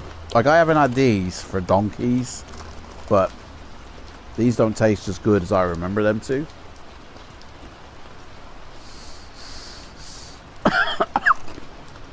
I'll breathe them in, though. Monster Munch. Oh, mate. I should have got a pack. So, I was in the supermarket looking at the multi-packs going, I want to grab a multi-pack of crisps. Yeah, just have a little snack every now and again. Should have gone for the Monster Munch. I'll get them next time. Just a little treat, in life. Pack of crisps, a little treat, Yeah, I won't be getting these again. I wish they did scampi and lemon knickknacks in a multi-pack. Oh, that would be perfect. Pickled onion monster munch, mate. My mouth is just filled with water from reading that. Something up with pickled onion flavor where your mouth just fills. There's a tsunami in your mouth from pickled onion. Like, you only have to look at a packet or see the word, and then suddenly you're drowning in your own saliva. For what reason, I do not know. Monster Munch. Oh, mate. You're right, Leo. Monster Munch. That is the official snack for Fighting Fantasy. I am always getting Monster Munch from now on. From now on, there will be a healthy stock of Monster Munch in here for Fighting Fantasy time. Monster Munch. I mean, that's brilliant, mate. Until they come out with, like, Wizardos or something. Barbarian Lights, Monster Munch is definitely, yeah.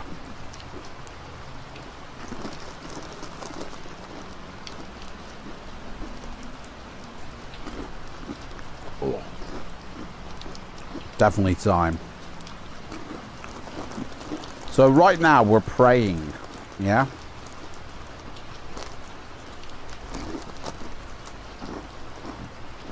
In fact,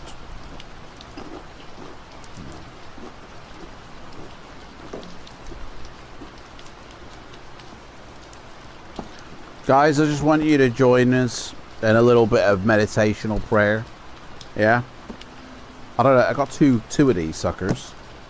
I don't know what the difference is between them. This says King James Version. This one says NKJV. Which, New King James Version. So you got the old version and the new version. This one hasn't got any of the red writing in it. And I don't know what that red writing... Oh, no, it does. This has red writing in it. Red and black writing. I don't know what the significance of the red writing is. Oh, it's got... Hey, look. Look what I...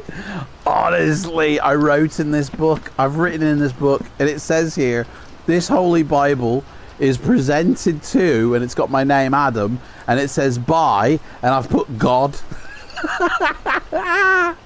And the date, 2006. God gave me this Bible, guys. I mean... He wants me to read, isn't it? And there's a picture of the Dead Sea at sunrise. Right, that's the Dead Sea, that is. I mean, it looks pretty life. He's alive. Can't be that dead.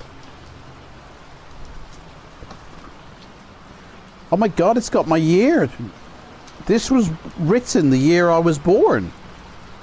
Whoa, I've only just known that now.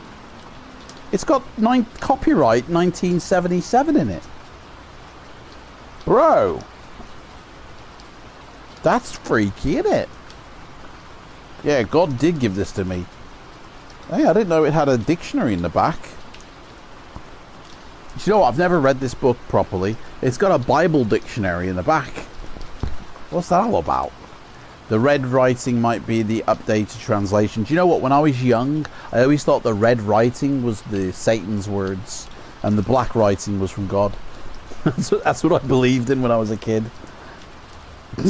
Imagine thinking that and then reading the Bible and like, so whatever red is what Satan has said. So let's find a red paragraph. Here we go. So here's a red paragraph. It's only short, 3 lines long. So this is what Satan, from my thinking as a child, this is what Satan would say.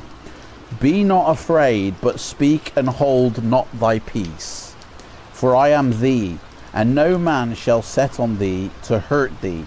For I have much people in this city. I mean, that doesn't sound like Satan's words to me, to be honest. That doesn't sound like the devil himself, does it? Although, I don't know, I mean, translate that, to be honest, in many things. That could mean a lot of different things. Anyway, this isn't Bible class. I also have got somewhere around here, because I like getting religious books, right? And I have got a Jehovah's book around here somewhere. I don't know, I thought it was with this one, to be honest, but I don't know where I put it. I mean, I'm not going to be getting like a copy of the Quran and stuff like that. But, or maybe I might actually, yeah. Be interested to see what it says. Don't know where it's gone, right? Anyway. Turn it into Bible studies now. Speaking of the Bible studies, there's a fighting fantasy book in there, Bible Adventures or something.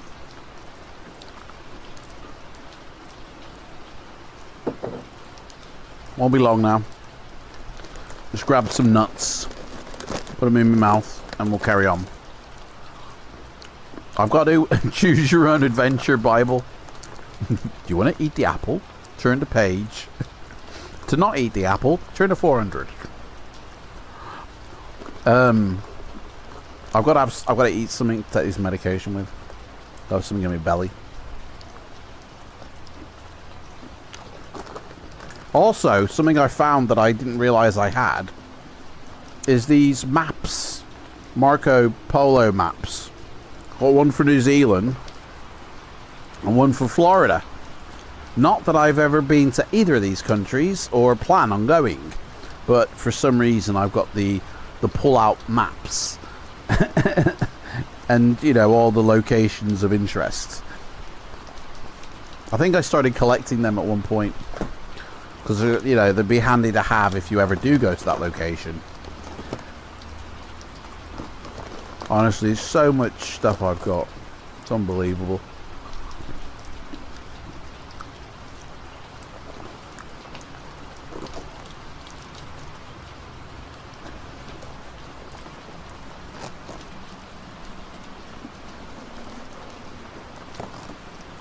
Right. I think that should be enough. That should do it.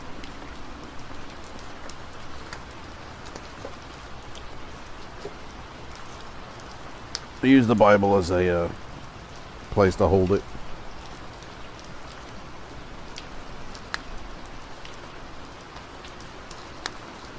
Does anybody, I mean, it's a bit of a weird question maybe, but does anybody have any religious beliefs? Be interested to know. I was christened as a or baptized as a baby. I attended when I was a kid in America church every Sunday, and then there was like a Boy Scout version of that on the night time called Awanas, where it was all very American Indian orientated. But it was basically like American Boy Scouts.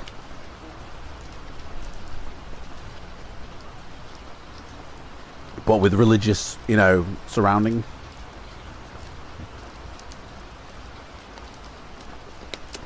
And then obviously I come to England when I was a teenager, still went to church with my cousin, and as an adult still attend church.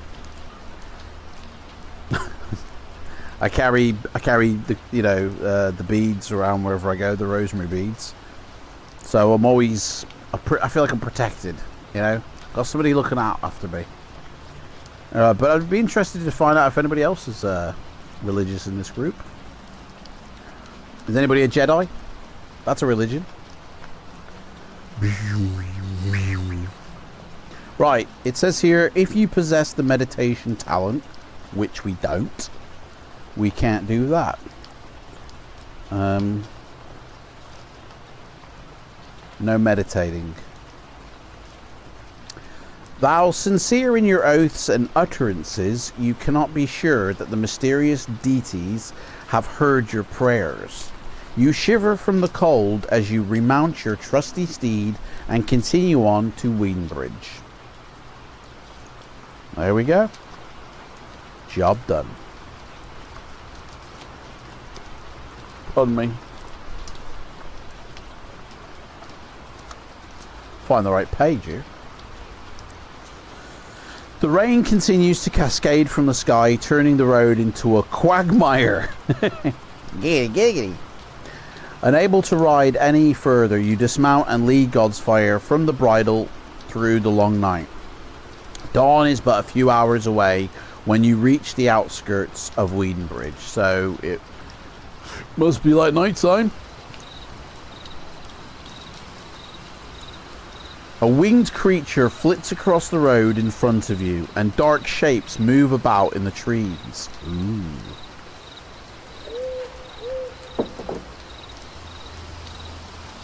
Sensing this, God's fire bolts off into the woods. Knowing full well you will not be able to find him in the dark, you stand and survey the village. A light is shining from a large stone building in the village square. Next to you, an open doorway leads into a wooden house. Will you move towards the stone building or enter the wooden house? So we've got two buildings here, basically. A stone building, and next to us is an open doorway to a wooden house. Spellsinger says, get the wood out. Enter the wooden house. Okay.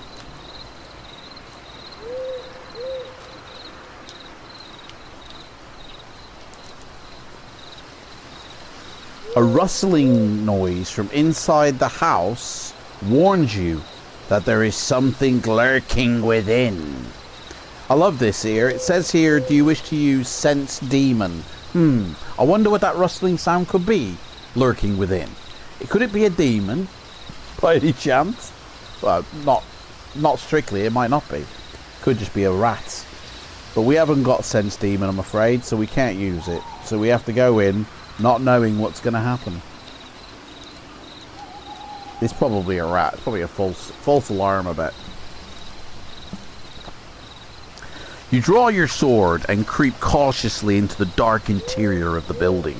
And as your eyes grow accustomed to the gloom, you make out hordes of small, winged demons closing in on you. They was demons. Their eyes glint evilly and dark liquid drips from their fanged jaws. Suddenly you become aware of a faint swishing sound above your head. Test your luck. Our luck is 8, by the way. Here we go. Let's test our luck. You can see me roll the dice. Look at that. 5! We're still lucky. Oh my god. Dudes, we could win this one. We got a luck of 7 though. But we were lucky on that. So, honestly, the dice is in our favour today. I'm telling you. Without stopping to think, you jump aside as a huge, deadly, sharp pendulum blade swings down from the ceiling. So, we're inside, to be honest.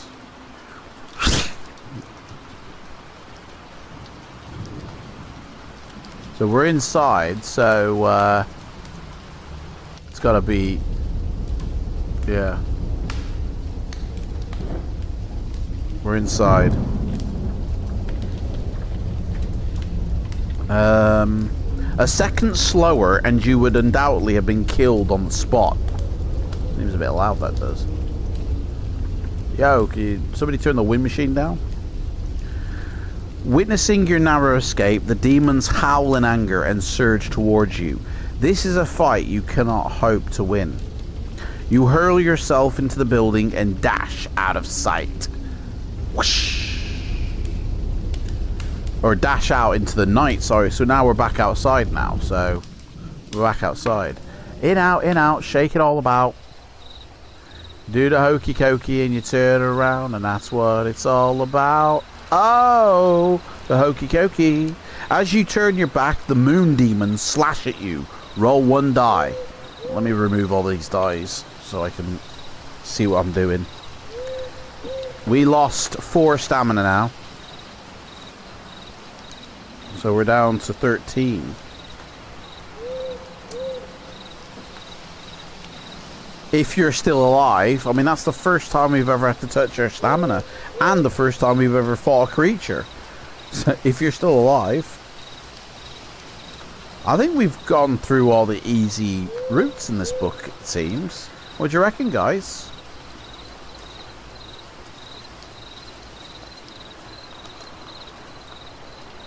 You are racing through the driving rain towards the lit building when you glance up. You see winged creatures sweeping down towards you. From their leathery, gargoyle-like forms, they can only be moon demons. Fierce beasts that stalk in the night in large bands. As you knock desperately on the stout wooden door, one of them lands on your back. And the other splash down into the mud around you. You swing your sword, but cannot reach the creature clinging to your back. You pound on the door and yell to be let in. Fuck, help me! The door suddenly swings open and you fall back inside. We're back inside now again. Honestly, it's like, make your mind up, mate. We're back inside. We're back inside now. Oh, man. Before hitting the floor, you see a dozen or more enraged villagers rushing towards you with knives and scythes upraised. Test your luck. Guys, we got a luck of 7, by the way. This could be it. This could be the end. 3! I rolled a 3! Guys, honestly.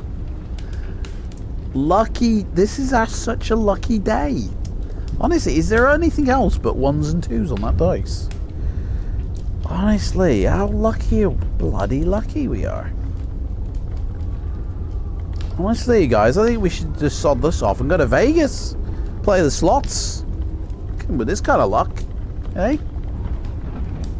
The villagers swiftly slay the demon and drag its ass from your back. Or carcass, it says, but you know, same difference in it. Sounds like there's a bloody earthquake.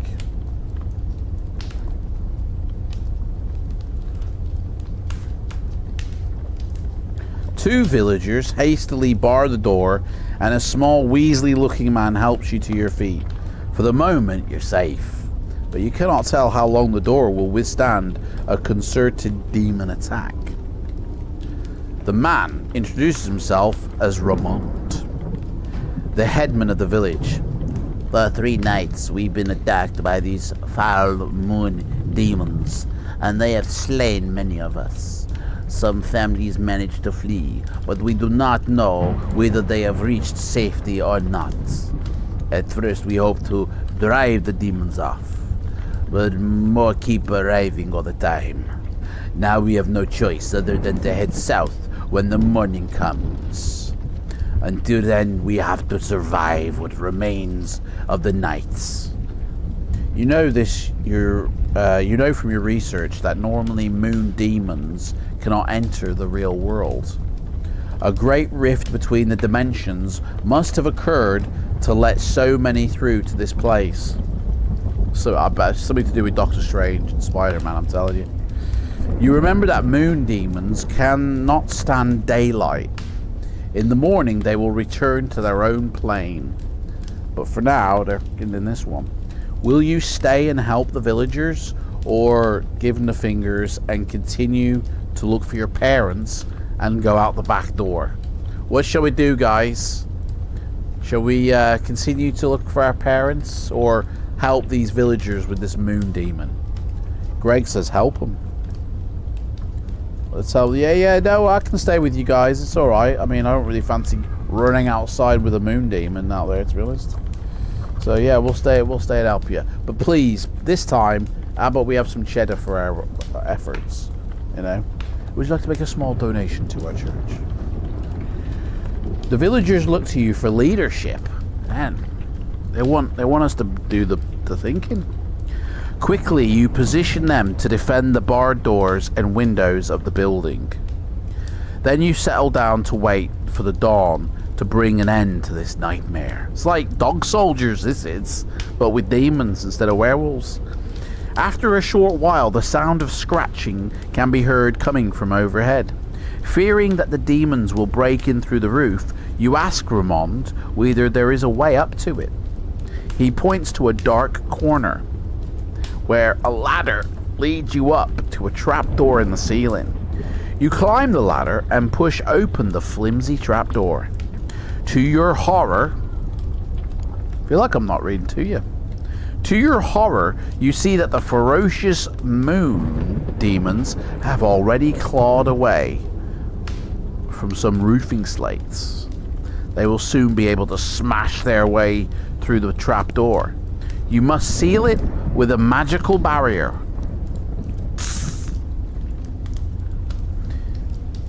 Do we have the holy amulet? No, we don't. Otherwise, you must throw a vial of holy water. Do we even have that? Deduct the vial. We haven't got holy water. Do we? No, hang on. Holy water. I don't remember it. Hang on a second here. Did it say we had holy water? Oh shit. Look at this. In your backpack, you got your sword of finest steel Nightbane, but you do not wear any armor. Instead, you are garbed in hooded, flowing robes, basically, and a skull cap of your order. You carry 10 gold pieces. Dudes, I didn't even see this shit. We got 10 gold pieces. Let me write this down. We haven't had the opportunity to even use it, so it's alright. 10 gold pieces. You also have a backpack with provisions, 5 meals. I knew that. You should make a note of these items. A silver cross and 3 vials of holy water. We do have holy water, guys. We got 3 vials of it. Didn't even realize we had. Shit. They're backed up. Right, so we do have holy water, guys. You travel the old... Yeah, so we can use holy water. Right. Otherwise, you must throw a vial of holy water in front of the trapdoor and deduct 1 from your adventure sheet. So now we've got 2. So, demons be gone! We haven't got a holy amulet, that's for sure. That's for damn sure. Roll 2 dice, it says.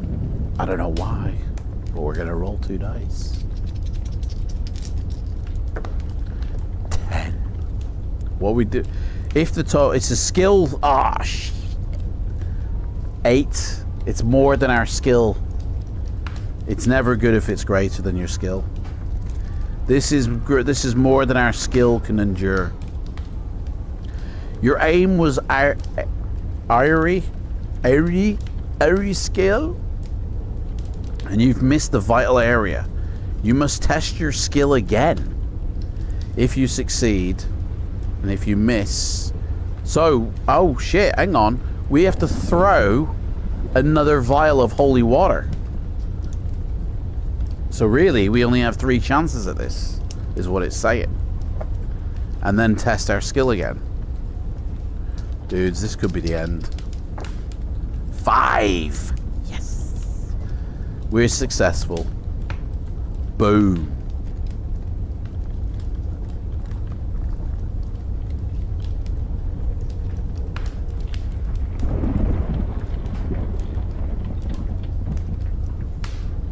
I feel like Darth Maul, man, in this. We reveal ourselves to the Jedi. We'll have revenge.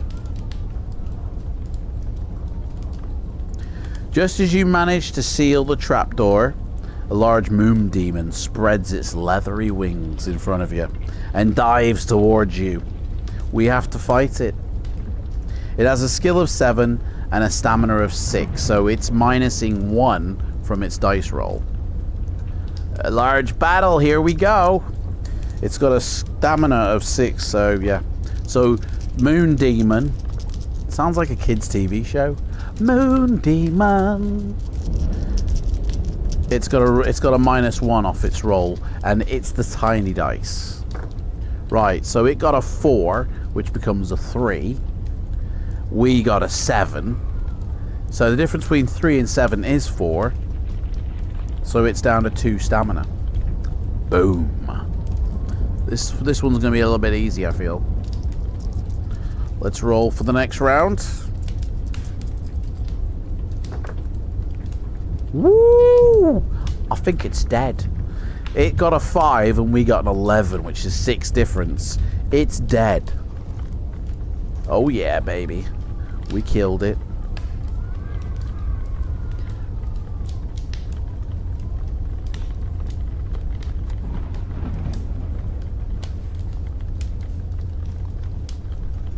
I look like a Jedi.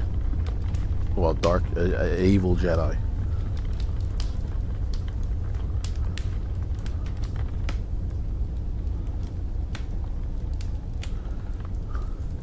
Oh, no, actually, I look like a bloody boxer. Yeah, I could have been a contender. Confident that the trapdoor is now secure, you climb back down the ladder. The villagers are tense, but they're alert. All is quiet, except for the sound of pouring rain, which we can't hear, and some mad winter storm outside. Crash of thunder echoes around the hall, and it dies away. All the doors and windows suddenly burst in. Endless hordes of frenzied demons pour through the openings, their dripping fangs eager for blood. Thou villagers fight for all they are worth. They are soon forced to fall back in disarray. Will you use the Holy Circle talent, which I think we do have. We do have Holy Circle. We can use that, or we can just fight the moon demons. Do you want to use Holy Circle, guys, or do you want to fight the moon demons? What do you reckon? At last we will have our revenge.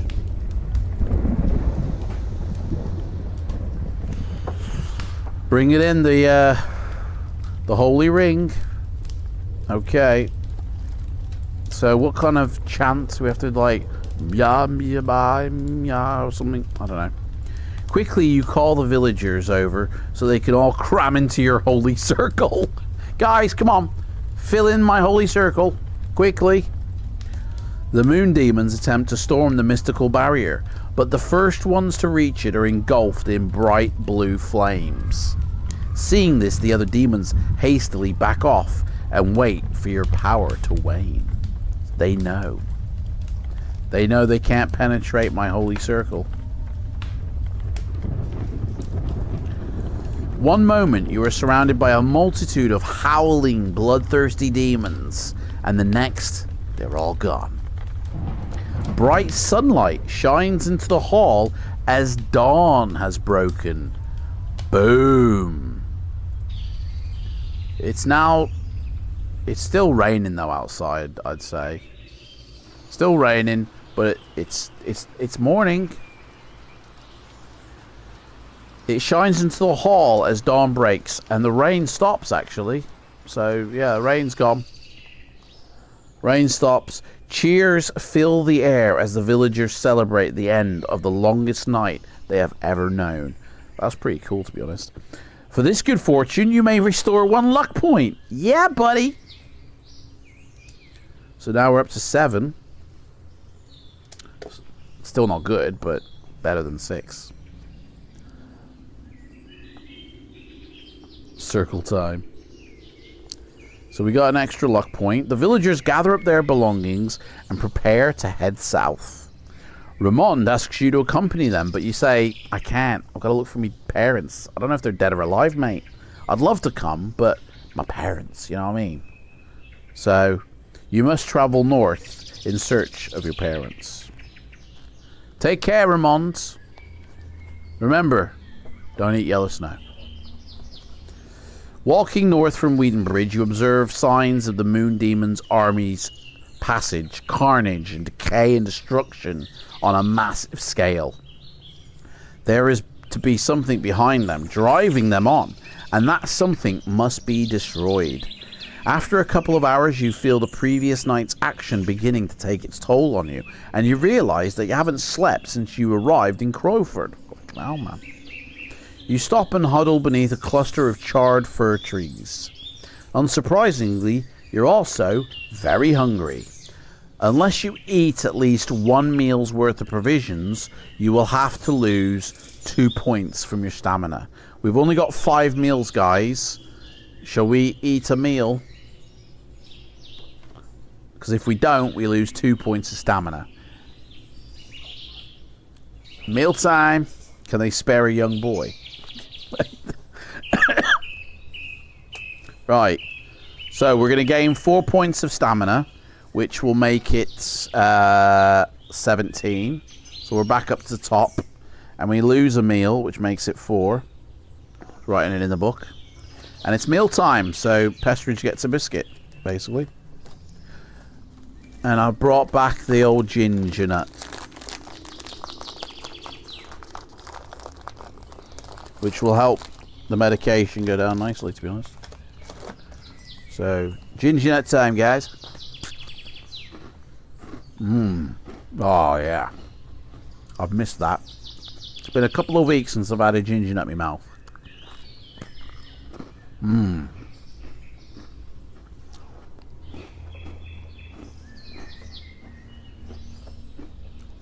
Oh, you know what?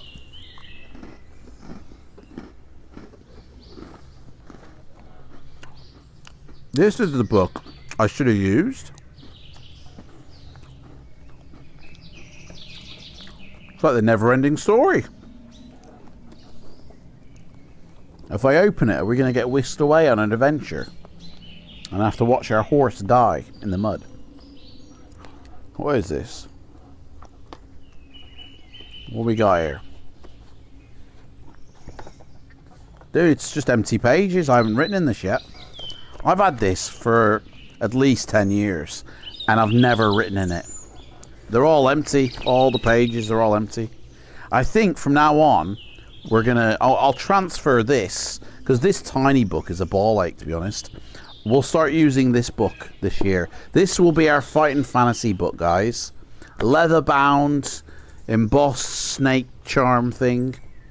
And then you wrap it round with this thread. This is going to be the fighting fantasy book for 2025. In fact, we're going to use it now. I'm put balls to this. I'm sick and tired of this book here. This tiny little one's a ball ache. So let me just transfer the data across.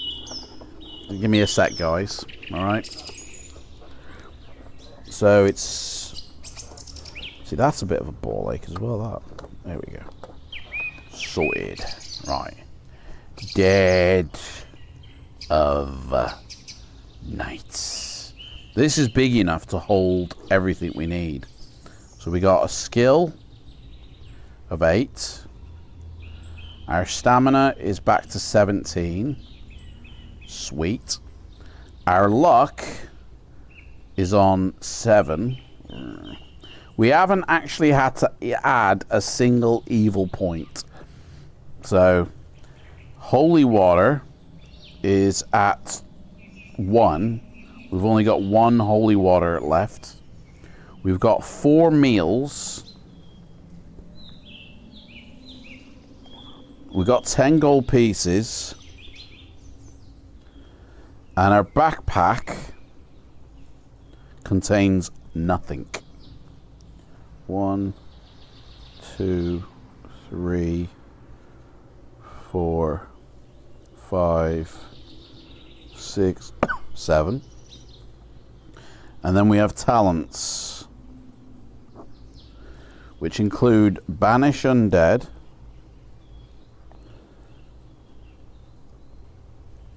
Speak Demon,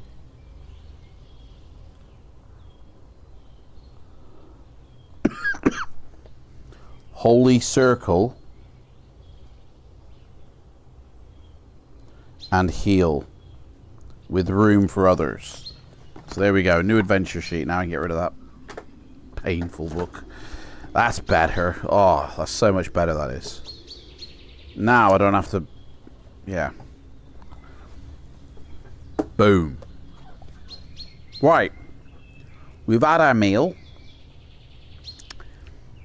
I don't know what page we're on. Oh, yeah, we are. It is late in the afternoon when you were reawaken. Reawaken.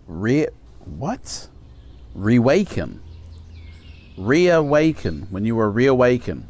When you wake up. Feeling much better for your slumber. Did we go to sleep? I thought we had a meal. Oh. Food coma must be. We went to a food coma. Feeling much better for your slumber, you set out on the northerly road once more. 2 miles on, you hear a sound like the flapping of giant wings.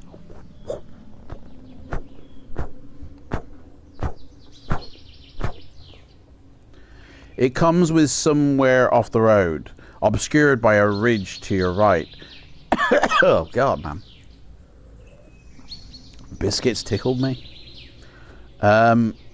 Will you stand and wait for... Huh? It comes from somewhere off the road, obscured by a ridge to your right. Will you stand and wait for it with your sword drawn? Okay, I get it now. Or quickly get off the road and hide in the undergrowth. So there's something flapping coming towards us. Do we want to hide or stay where we are with our sword ready? What shall we do? We've also got a silver cross. Oh, right, I'll put that in our backpack, yes. No, we used the silver cross for the vampire. Oh, I suppose we get to keep it. You're right, yeah, we have got a silver cross. Oh, excuse me. Got something tickling my throat now. Greg says hide. Hide in the undergrowth.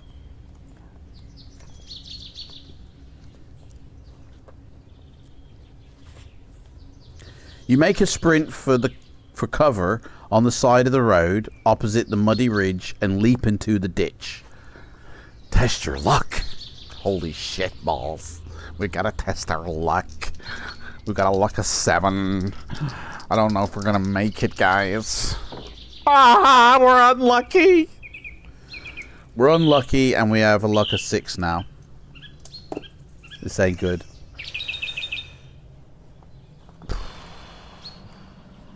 Birds are taunting us. They're laughing at us. You see a creature that can only be the product of a powerful magician's spell. A cloudy elemental-like form in the shape of a huge winged beast. It flies over the ridge towards you and plucks you up off the ground with its talons. You're carried high up into the sky like the rescuers down under. And the creature flies eastwards at a tremendous speed, covering miles in mere seconds. This ain't good. And as it does so, the word Magrand enters your head. You have sensed the name of the magician by coming into contact with the aura of his magic. Soon you reach a large village encircled by marshland. Now the creature is starting to descend. You are still at least 100 feet in the air. Do you want to attack the winged shape or hang on for dear life, risking whatever awaits you on terra firma. Shall we fight to escape or see what happens? It's up to you guys what we do. Whoa, how did that go blurry then? That was weird. Leo says hang on.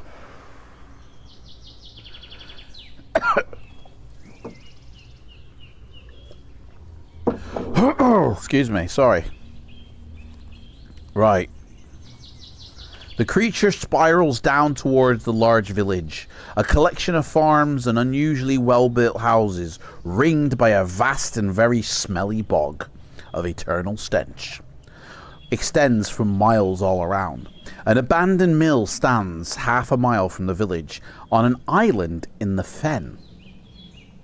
It is joined to the mainland by a long, narrow causeway of compacted earth.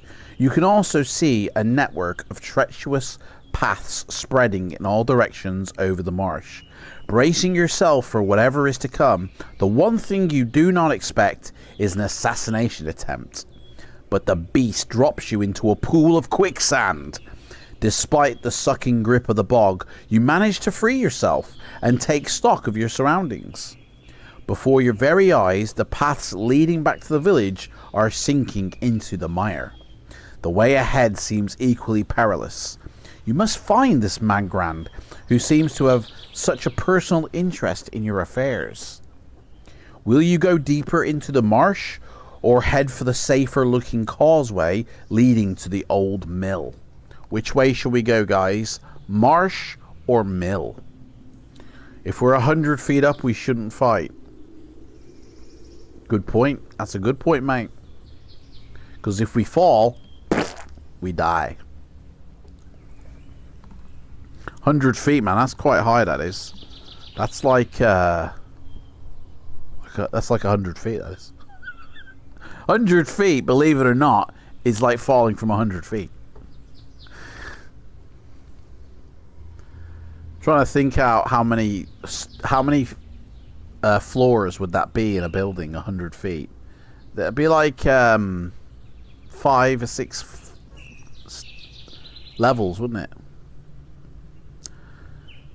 What if we fight? Mate, I don't know, mate.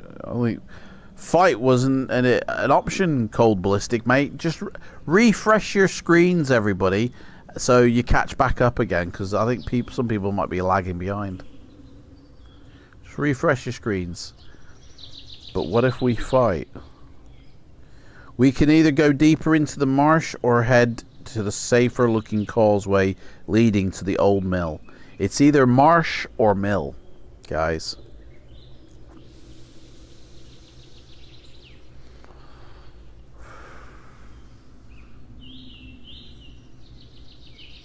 Greg says go to the mill. Let's go to the old mill. Let's get some bread. See if they've got any, lemon curd that we can put on our bread, on our toast. Well, there's a picture here that goes with this paragraph, guys, so it don't look good. Couple of zombies. You have not travelled far along the causeway when the surface of the swamp, so we're in a swamp, guys. We're in a swamp. It's broken by the emerging heads and hands of flesh-dripping zombies. Guys, flesh-dripping. Like, the skin is dripping like cheddar cheese off the bones. They rise in their dozens and make their way towards you. Some clamber onto the causeway behind you. Brains. So the only way to go forward, because it blocks off the village, by the way, you race towards the mill, but 2 zombies stumble into your path. They lurch clumsily forward as if blind, their rotted hands raking the air before them. We can use Banish Undead if we like, or we don't have to, we can just fight them manually. What shall we do? Shall we use Banish Undead, or shall we just fight them normally?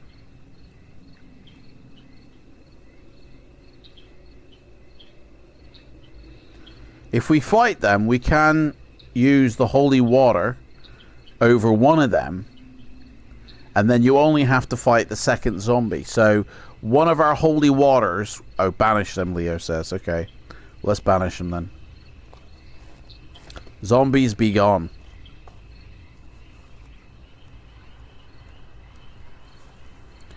These twisted creations of Mangran the Necromancer dissolve on contact with the goodness of your special attack. Their corpses gurgle and merge into the murky sludge of the marsh. Ew.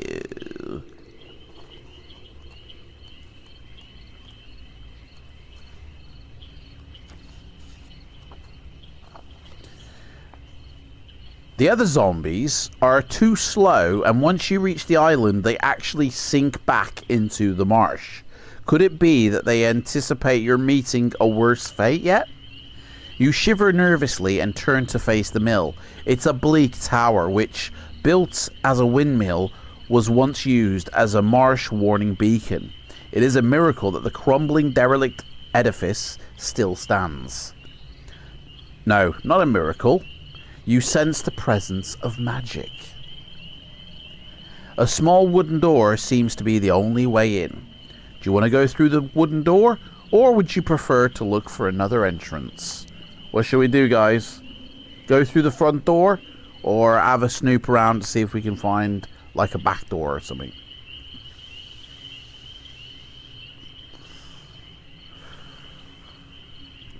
Have a look around first, Leo says. Let's go see if we can find another entrance.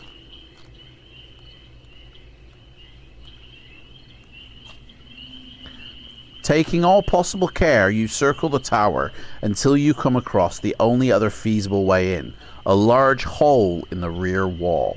The hole is about 20 feet above ground, but it may be reached by clambering up a pile of bricks that is resting against the wall beneath it. Would you rather go back and try that wooden door, or would you prefer to climb up this dangerous heap of broken stones? So, we can get 20 feet above the ground level by climbing up the bricks, and there is a hole in that rear wall. So basically, we can climb up and go in through the back in a hole in the wall, or we can head back to that wooden door. What do you reckon, guys? I feel like not going through the front door would be a wise idea, but it's up to you guys.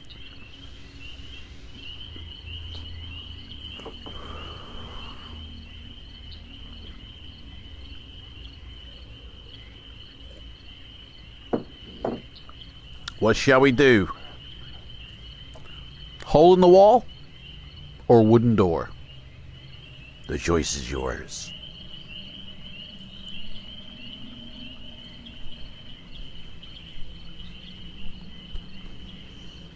There is a reason why I'm wearing this nightgown as well. Is because it is cold. Like, it's freezing. Hole in the wall. Greg says go through the hole in the wall. Well, in order to climb up the dangerous heap of broken stones, we have to test our luck, which is 6. So we got to roll lower than 6. We rolled a 3. Oh yeah, we're still lucky, guys. Honestly, we've got a luck of 5 and we're still lucky. How good is that? Right, we tested our luck. We are lucky. I mean, luck is going to run out soon, guys. Through the climb... Oh, sorry. Thou the climb is different. Difficult. Thou it's difficult. You finally reach the large hole in the side of the old mill and take a look inside. You see a shadowy, loathsome chamber packed with all manner of strange and terrible devices. In the center of the large room stands Mangran the Necromancer, performing a horrible ritual of summoning. Moreover, the denizen of the dark dimensions he is conjuring up is none other than Mir, the demon prince himself. Your hatred arch-enemy. They are speaking in the foul tongue of your nemesis. Do we have Speak Demon? We do have Speak Demon. We can use it, or we don't have to use it. Shall we use Speak Demon, guys?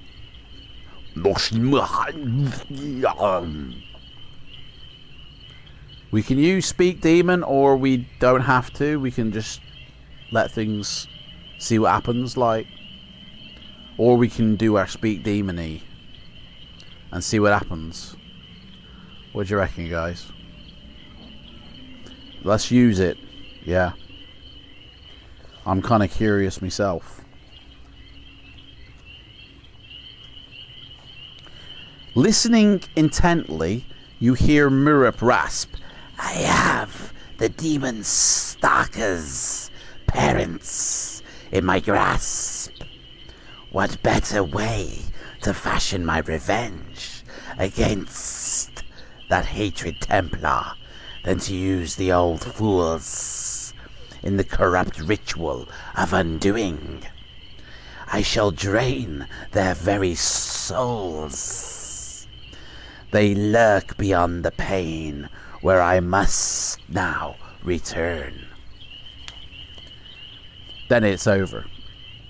The image of Mir disappears in a mist of repulsive vapors. Damn.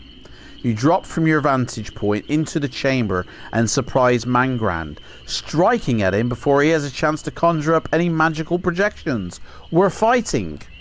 He has got a skill of 6, by the way, so he has to -2 off his dice roll. And he has a stamina of 6 as well, so this should be a very easy kill. So he minuses 2, and he is the little dice. Never mind. Never mind, we just got a double 1.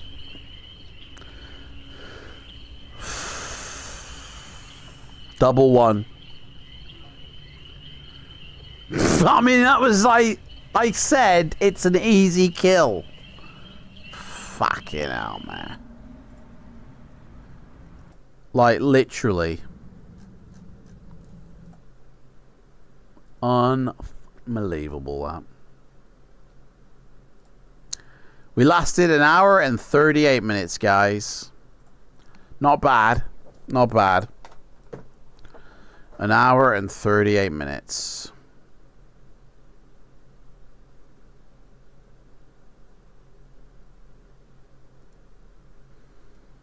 Unbelievable.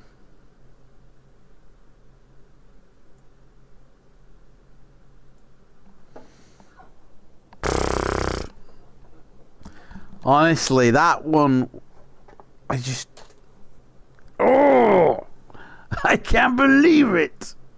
I don't believe it. It's the way the cookie crumbles, guys. It's the way the cookie crumbles.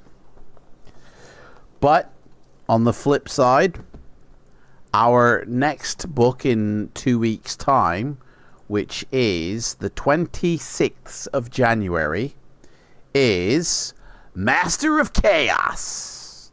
So that's the one we will be doing on the 26th of January, which for some reason is ringing in my ear for some reason. Hang on, let me just check. 26th. Oh, it just says pay your bills. So yeah, no important date there. So that's basically it, mate. That is basically it. Oh, dear me.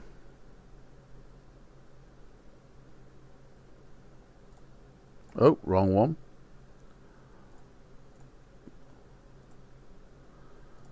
Yeah, I think I need to combine these two. Let me group these two together. And call it... Where's it gone? Dicey. There we go. And then... What the fuck? Why are you in there? Get out.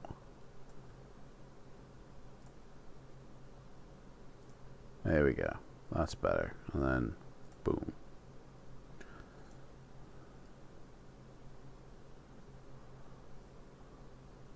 Sorry, I'm just sorting some things out here.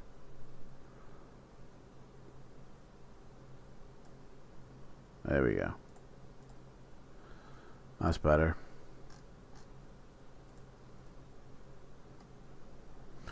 Honestly, mate, what can you do that, eh? Have we played Shadow of the Giants yet? Yes. Not this year, obviously, because that was our first book we played. But in the past, we have played Shadow. We played it when it first came out, Shadow of the Giants. So that one, obviously, Dead of Night, we haven't completed. I will be keeping track of all the books we complete. And we obviously, once we complete a book, we won't be going back to that book again.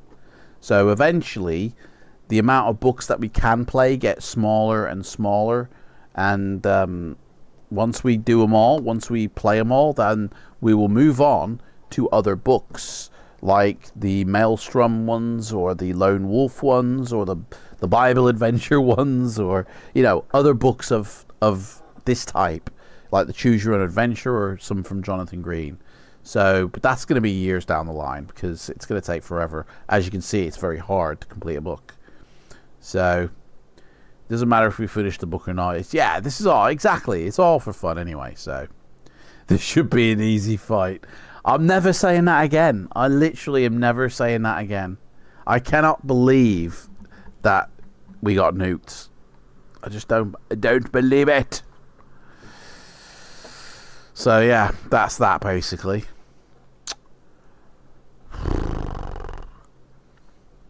How old will we all be though when that happens, mate? We might even lose some members when that happens.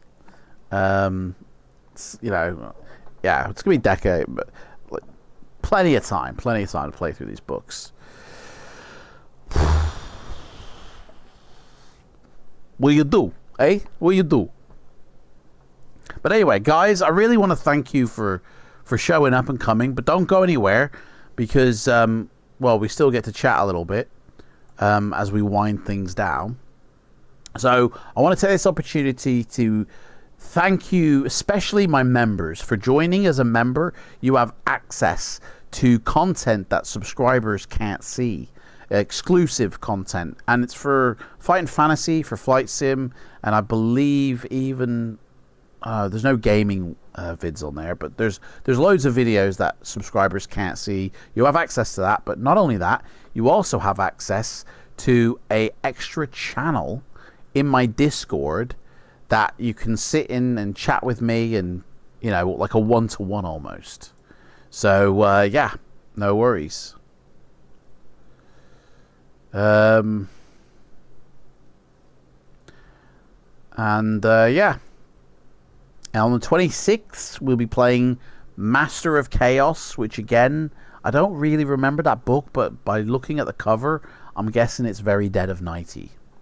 So maybe I might redo that cover as well and get the things bubbling, and, you know, in fact, I might even get a AI to redo that cover and have an AI cover on it or something. I don't know. Anyway, might not, but we'll see.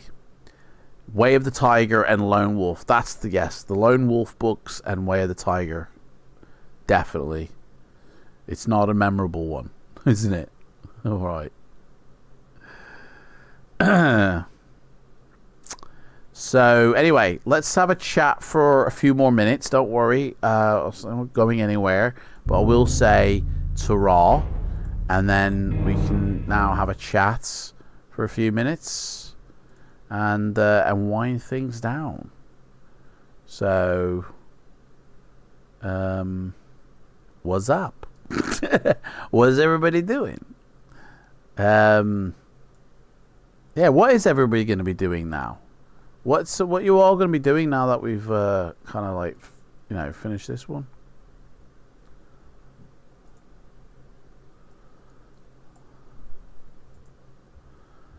You're going to be going to bed. Oh, right, fair enough, mate. Have a good night. Sweet dreams. Don't let the necromancer bite. Yeah, everybody, thank you so much for showing up. It really means a lot to me, and I do enjoy these. And yeah, I can turn this light off now. Maybe in the future I might hook up the other microphone, and that way I don't have to wear the headset, because I don't need to listen to the extra effects, but also the better audio, you know. I don't know, we'll see. we'll see what happens. But yeah, I've got to do a few things. I need to sort a few things out, and I'm just going to chill for the rest of the day, I think. Ugh. Just relax and do absolutely sweet FA. I am on holiday from work now for a week. I didn't think I was going to get it, but I have. I am. Loving it. I'm doing sweet FA. Might go visit my mom at some point. I don't know. But yeah, in the future, I'll be doing some reviews of films. We'll be painting models, by the way, guys, on this channel. We'll be painting Fighting Fantasy little type models, and maybe even doing some painting on canvas of certain creatures for Fighting Fantasy.